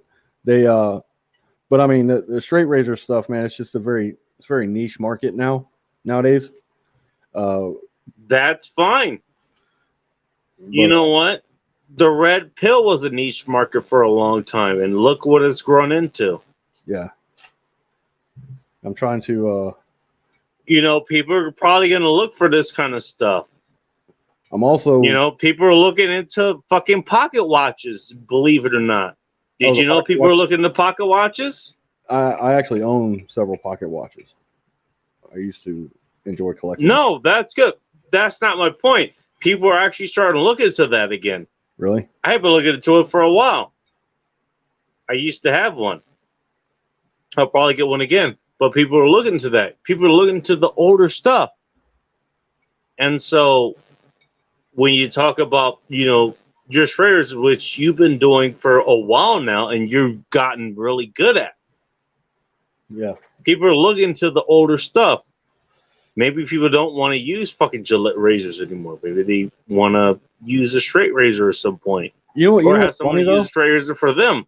You want to know some irony? Okay. Some irony for you. You know how Gillette has has their Mach 3 razor and stuff, the cartridge razor, the plastic piece of shit. Well,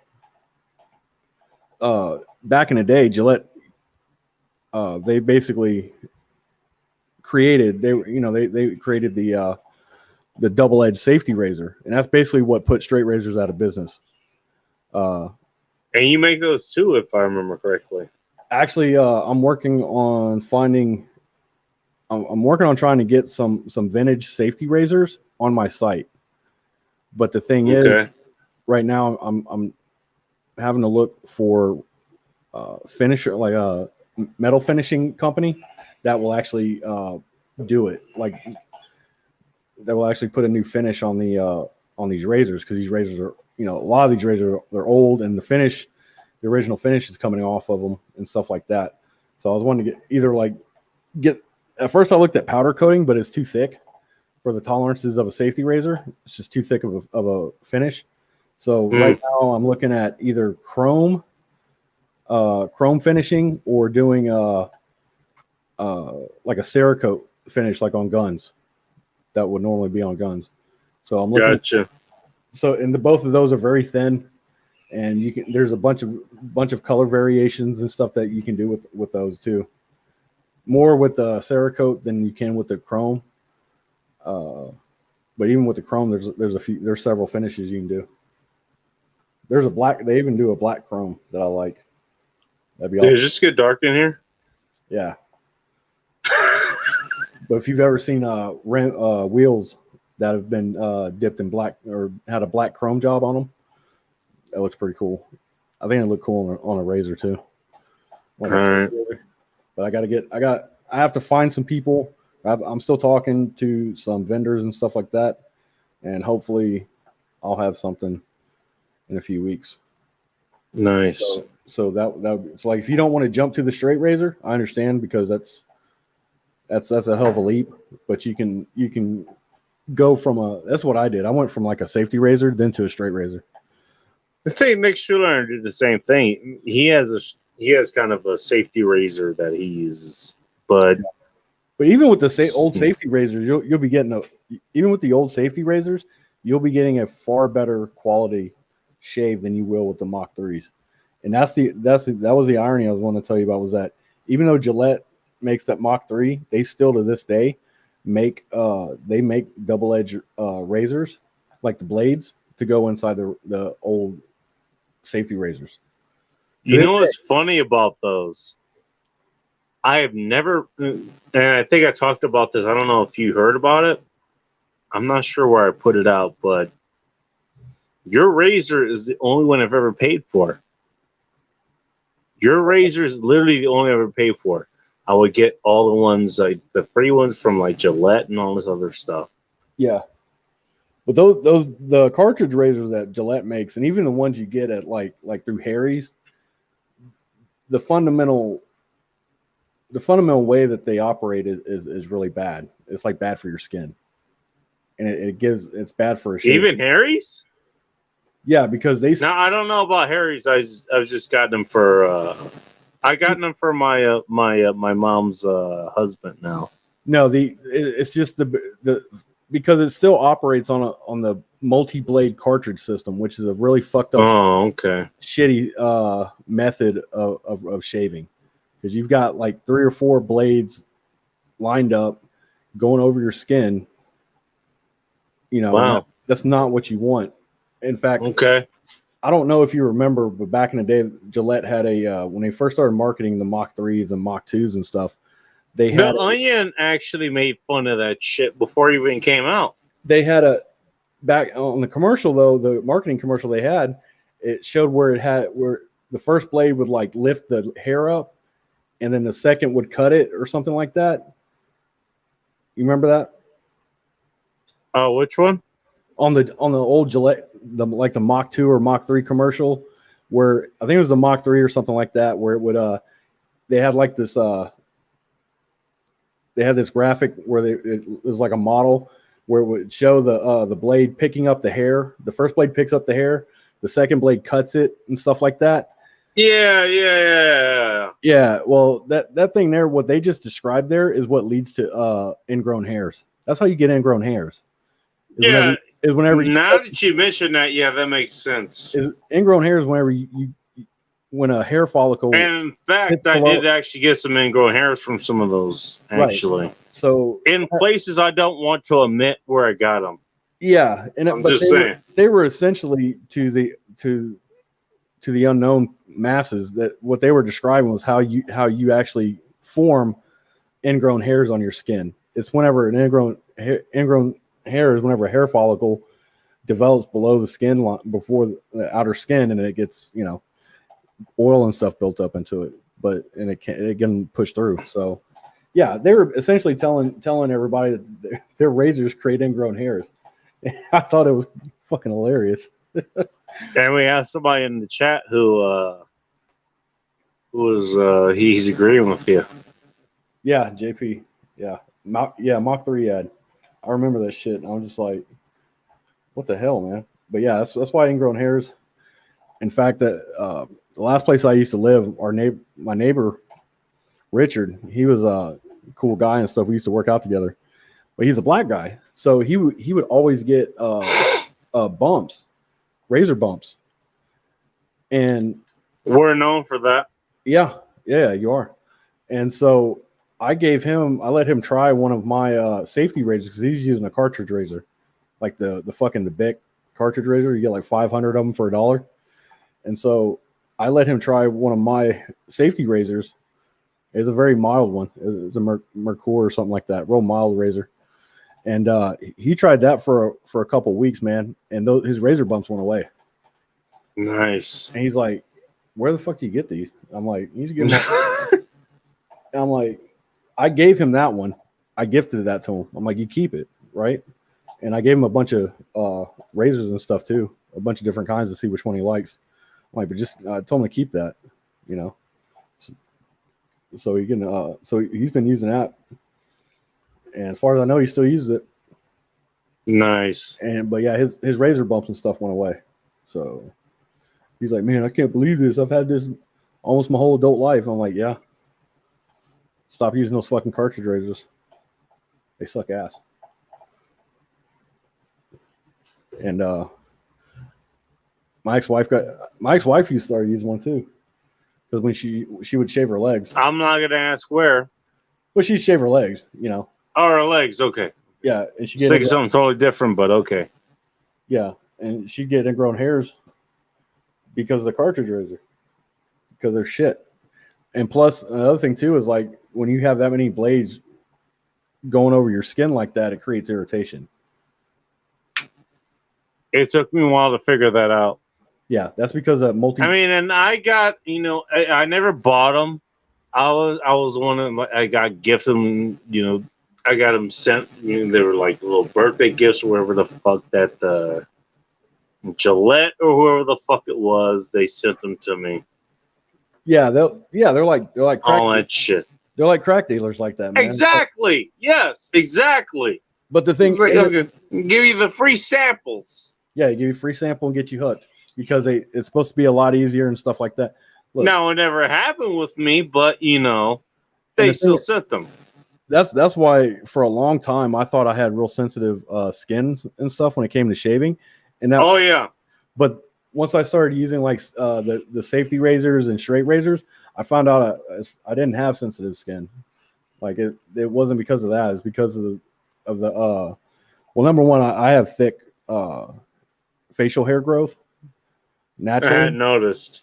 Yeah, I have, yeah, like even I'll be right back. Even with like a 5 o'clock shadow. So, but if you have thick facial hair growth, those Mach 3 cartridge razors, they don't do shit, and they're very expensive. And you pay like $20 for like 3 of them. They're ass.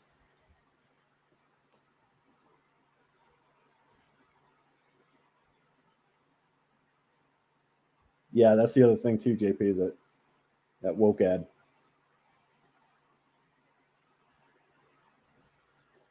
Yeah, I don't run those kind of those commercials. I never would, man. That's dumb as shit.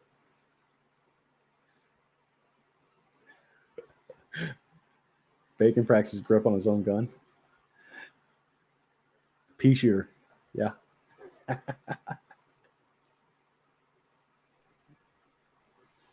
I drink a lot during these shows, so I was corrected. I'm just now seeing the comments. It was like, Athem's correct. I was wrong. Wait, am I missing something? I'm just reading the comments. Athem. Is Athem still in the comments? I'm not seeing him. I don't know, but I'm just looking at the last comment he made. He says, "When it comes to penetration, I am king." Yeah. Oh, that was way earlier. I have to. Fine. He's fucking with you. I was wrong. Jesus Christ. I like Athem. Athem's crazy. Athem's gonna be Athem. Hey, I've met him in person, and I'll tell you this: what you see on the screen, he's exactly that goddamn person. It's the same thing I say, about most people that you meet in person. Like, you meet me in person, if you meet the men's in person, if you meet Anthem in person, Aaron Clay in person. This is why I like internet personalities, is because who you see on the internet is going to be the exact same person you see in the real fucking in meat space in real life. Aaron Clary is the same person that you see online in real life. Rob, I met Rob in real life, and you met Rob in real life, so we can actually kind of. Yeah, I've stayed at his place for nearly a week visiting. Yeah, Got a tattoo. he's the same. He's the same person in real life that he is that you see in person now, isn't he? Yeah, 100%. Yes, he is. Yeah. So that's one thing I've talked about this Met him. ad nauseum. I met Houston Sub Girl, and her I don't know. I mean, I kind of get an idea about her, but I can verify that she is a female. She is a girl. The female. Well, because like the running joke with her on Twitter is that like everyone thinks that she's a guy. Really? Yeah, because she doesn't show her face or anything, and no one's seen her. But well, if she shows her assets, I mean, shouldn't that be enough? Well, it's just the it's fuck. Just a pic. It's just a pic, and people. I've seen. All right. We're down in that fucking nitpicking. Okay, fine. Yeah, I've met Turk. Really? Yeah, because Turk and Houston Subgirl are a couple. Yeah, that's I figured that out. But yeah, I've met Turk. We went out. Me, him, and Houston have gone out to the gun range before when he was down here. Nice. A couple months back, we went out to the gun range. Had some awesome. Had some dinner afterwards. But yeah, he's a good guy. He sounds like a good guy. He is. He knows his shit when it comes to red pill stuff. Because he's I heard his origin story. His origin story? Yeah, I heard his origin story as far as that stuff goes, and he had to, and he had real quick. He's the one that I ended up getting these from. What does that say? Punch? Yeah, the punch traditionals. I got a 5-pack of those, and in part it's because of I got a recommendation from him. Okay, and I already knew about Punch. Yeah, he knows his cigars too. Yeah, that's why I got them. Because I think. And now hopefully I can get another pack of those because I just went through them because I didn't have a chance to go get any other cigars, and that's the deal. It was a hat left. But whatever. First world problems. Right? You'll be fine. Yeah, he knows his cigars. We've talked about cigars and stuff before, yeah, I think last time he was down here, we went out to the range and shot a bunch of my stuff, and he's like, later on he was telling me, he's like, man, I kind of like spurred him to complete his build on one of his AR platforms because he says it's been sitting there on his desk for a couple months and he just never got back to it. So all right, I kind of inspired him. Who else have I met? Oh, I met he's not on Twitter anymore, but the artist Turk guy. Or someone else. The artist guy. God, I can't remember his name right now. Opium. Yeah, Opium Tales. Roman. Yeah, Roman. He's not. He's not on there anymore. Really? Nah, dude. Son of a bitch. After the moment I fucking get back on the Twitter, like, Rob is gone, Turk is gone, Opium's gone, like everyone's fucking gone. Like, what the fuck, man? Roman just got tired of it and he bounced. Jesus fucking Christ. He didn't get suspended or anything. He just left. He was tired of the BS. Well, that ended up happening to Rogue too. She actually didn't get kicked off. I found out. I talked to her on Instagram. She didn't get kicked off. She decided to leave. So she didn't get kicked off. Just so you know. The same reason that Rob is kind of on hiatus. 'Cause The whole I like their stuff, toxicity, though. fucking the whole toxicity thing, and Well, you you know what? gotta, I've given up on trying to explain that. You know what? Your social media, whether it's Twitter, whether it's Instagram, or whether it's YouTube, whether it's what you make of it, and you have control of that stuff. So if yeah, you you don't can want to just, see shit, you can just and mute Rob and has block made a it. big thing about that. He has a big mute button that he's real good at hitting, and that's a good thing. That's fine. Mhm. But you control what you see basically on, YouTube and Twitter or whatever. That sucks, man. And 'Cause I liked her stuff. Like I liked her reviews and stuff. right, yeah, exactly. She And was really good on Twitter. that's crazy because like all she does is she just like gives out information. You know. She's the most positive person I can fucking think of Yeah. in this sphere.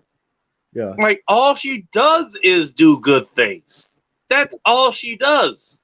But all her stuff was just about knowledge and stuff like Exactly. actionable knowledge and stuff and reviews on different survival gear. I liked it. Yeah. There's a lot of shit. I mean, there's a lot of trash stuff out there. So there's like a lot of trash when it comes to like survival gear. There's a bunch of just garbage and stuff out there, and I don't know. Exactly. I don't know a lot of people that actually buy the stuff or like get the stuff and actually review it and see if it's worth a shit. She's the one that goes like, okay. I need to find Husband is like, are we gonna get the extra bag of rice? Nah, we're getting the extra bag of rice. So, I had somebody a while back that it was last year, a buddy of mine. And you know what? If I'm gonna have a wife, if I'm gonna have a wife push back on me against that kind of shit, you know what? That's the kind of shit I want to have push back on. I know, right? We're gonna have the extra bag of fucking rice. I know, right? I had a buddy of mine last year. He bought his first AR, and he was asking me. He texted me. He's like, "How many?" She did a. I'm sorry to interrupt, but she did a live stream. I think it was last night or something, and she had like 70 people fucking tune in. Nice. She should have more, man. She's got a lot of knowledge, and she does. It killed me to see that she was on. I thought she got kicked off, and then why she would. Well, no, she didn't get kicked off. She took herself off because she couldn't deal with it anymore. That sucks. And that is like, I'm not sure which is worse. I would rather her get kicked off because, at least she went down fine. Like she just voluntarily kicked herself off of it. Yeah. And she had us to deal with. Okay, maybe we're not the most couth characters here. Okay, I can understand if we're the only ones she deals with. But there's plenty of other goddamn people who are on Twitter who have the same mind as she does. They kind of have the same track that she does. And she could align herself with that and kind of filter things out otherwise. Maybe she's not as good at that. Maybe me and her need to talk a little bit more. I don't know. Yeah. Well, it's, she doesn't want to do it. That's fine. I don't blame her. I understand. Fuck them. Let them burn. It just, I just wanted to see more fights between her and Joe Dolio about pineapple pizza and how that makes you commie. That's what I wanted to see more of. That was a hilarious. Look, I just got back on. I want to see more of that shit. It's like that was hilarious. And she's gone. I don't think really. I don't think it was stuff like that that made her. No, it wasn't stuff like that.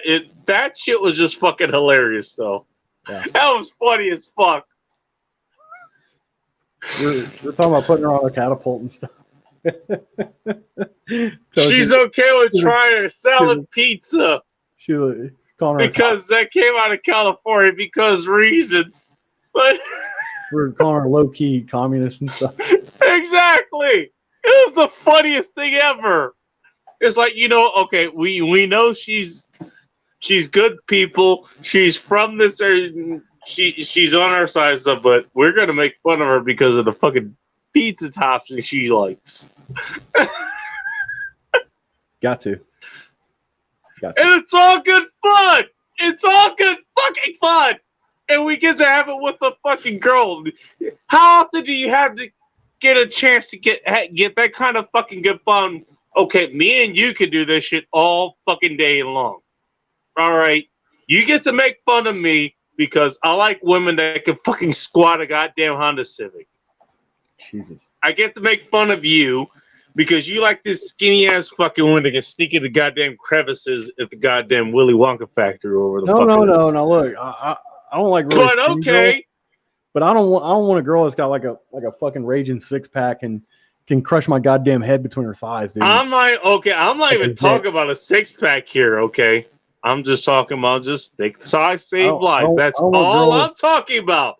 Just some decent fucking legs. That's all I'm talking about. But hey, we can fight about that, and at the end of the day, you know, maybe we can hug it out, whatever. I don't want her. We're okay. I don't want a girl that's got legs like Earl fucking Campbell, dude. Like fucking tree trunks. It's like I don't want to go like. I don't know about tree trunks, are but those hickory or oak? Tree trunks may be a little bit much, but you know, we can have those disagreements. We're okay. All right. We just fight about those, and we just go ahead and we actually find a fucking happy medium. We find a fucking truce and all this other shit, you know. Yeah. How often, and we're both guys. Okay.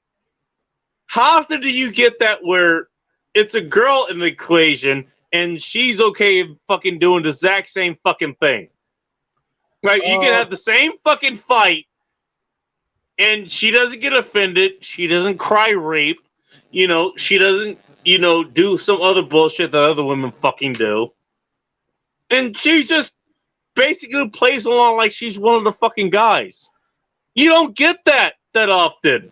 You really don't. I don't know.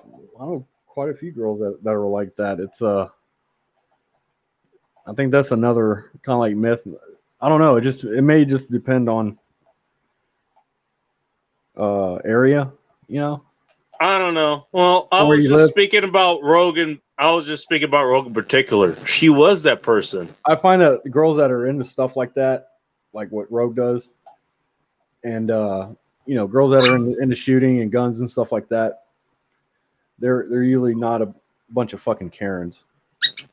Exactly. And that you can mess with. But my point being, and they actually enjoy it. You know, they'll fuck with you back. So. My point being, and me and her bantered back and forth about other things, not related to that, but well, yeah. My point being is like she took those hits and she kept them coming, and she sent them back. Yeah. You know.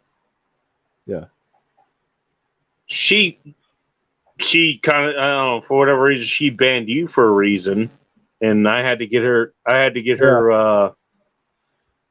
To unman you for some reason. I don't know what the fuck probably the reason something was. cheeky I said. I don't know.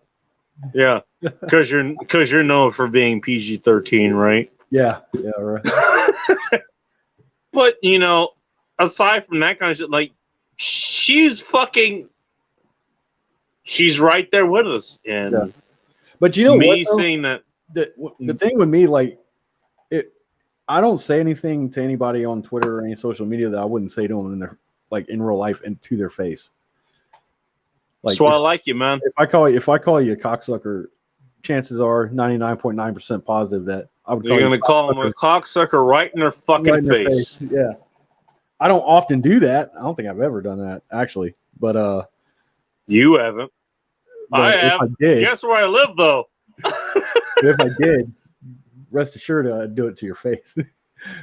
But yeah, I don't think I've ever done that yet, but there's always a chance.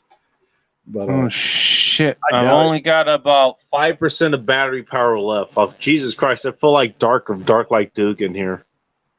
Well, I can tell you what happened the other day, and I'm going to close this out. Why don't you go close out now and tell me after? No, as soon as I close out here, I'm going to run out of battery power. That's the problem. Cool. It was my first delivery, and I was like, I'm listening to them, and I'm waiting for the elevator to take me down back to the ground level so I can get back to my car. Well, the car that I'm renting, at least, to go do other things. And I'm waiting there, and then some guy comes up and he's like, "Would you mind putting on your mask?" And I tell him,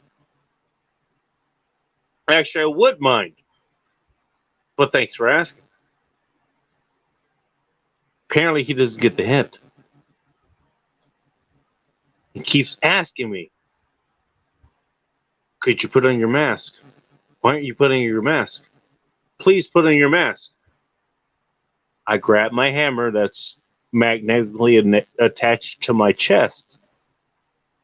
I wear a 20-pound or 22-pound weight vest that acts as kinetic armor, but also use it's iron, so the magnet's attached to it, so I can have a hammer on my chest.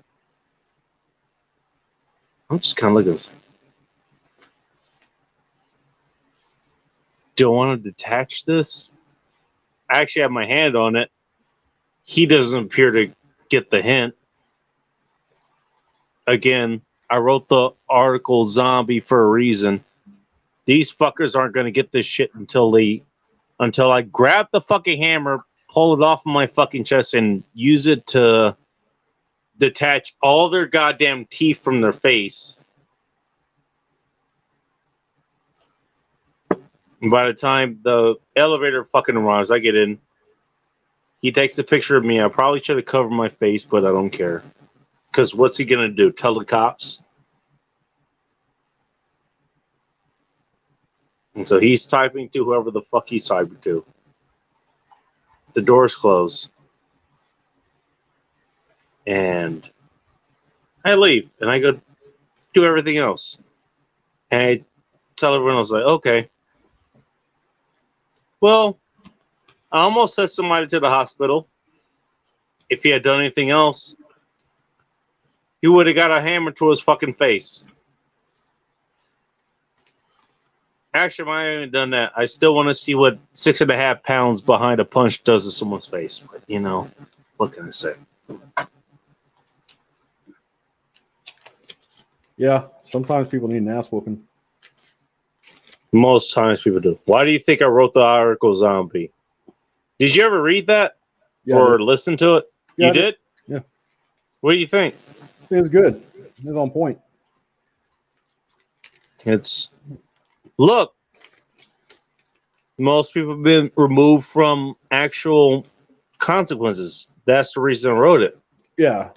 They can look at somebody.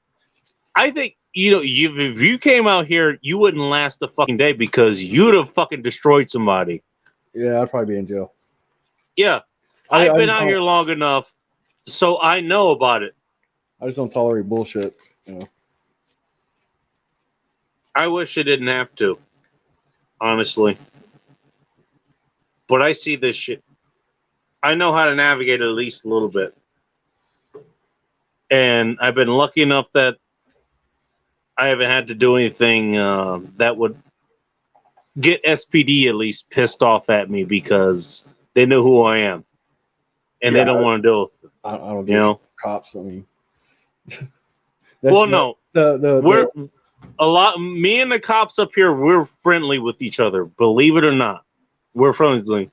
They don't want me to do anything stupid, so they don't have to deal with it.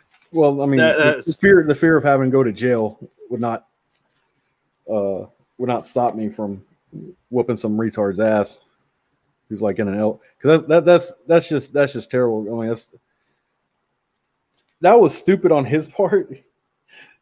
You're locked in a metal box with somebody and you're fucking pissing them off by telling them to put a mask on. Do you think that's really a wise decision on your part?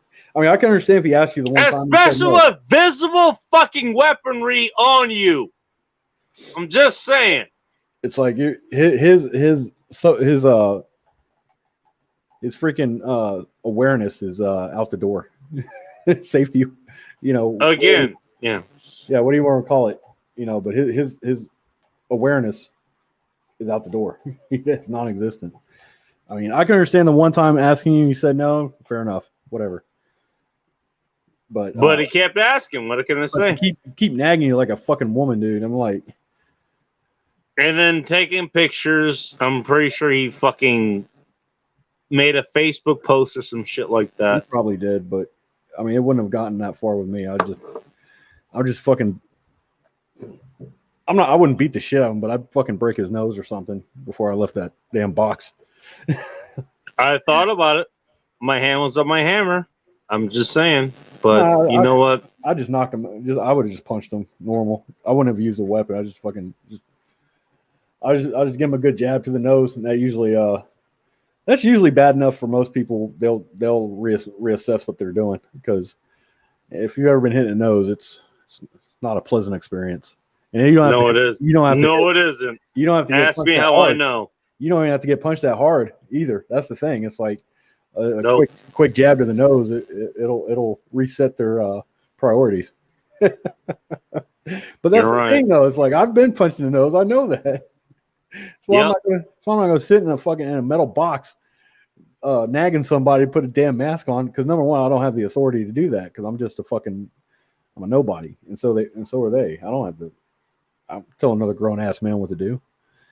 Exactly. You know, I'm damn sure not going to hound them. I gotta close this. Hey, I gotta close this out because I'm out of battery power. All right, But fair enough. one question I want to ask: how much do we talk about ARs? How much do we talk about getting the girls and all the other bullshit that people want to talk about these days? Not a whole lot. Not a whole lot. Now, we talked about a lot of technical stuff that was a good thing, and I'm glad you were here to talk about a lot of technical things.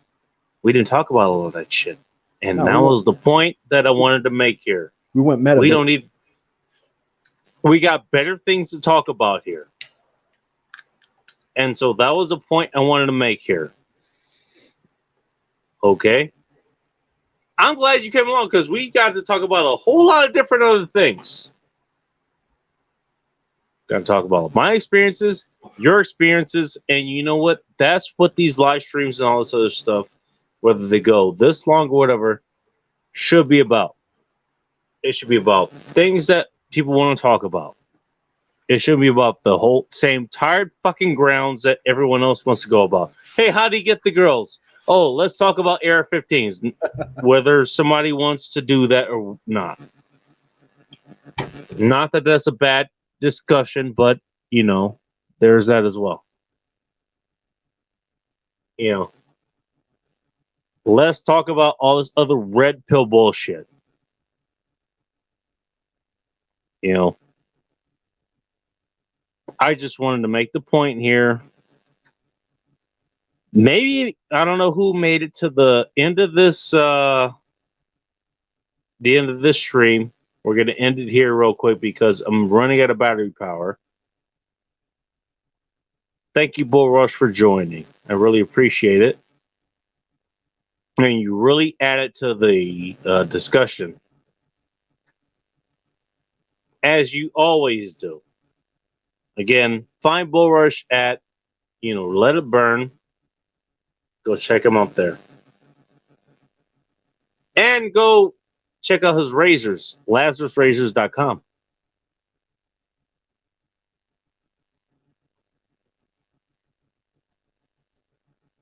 But that was the point I wanted to make. We had a whole discussion for over 3 hours without talking about the bullshit topics that everyone else wants to talk about.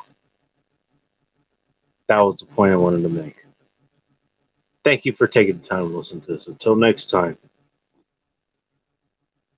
stay dangerous, keep it tactile, and above all else, be chaos, my friends. As I hit the wrong fucking button, and there we go.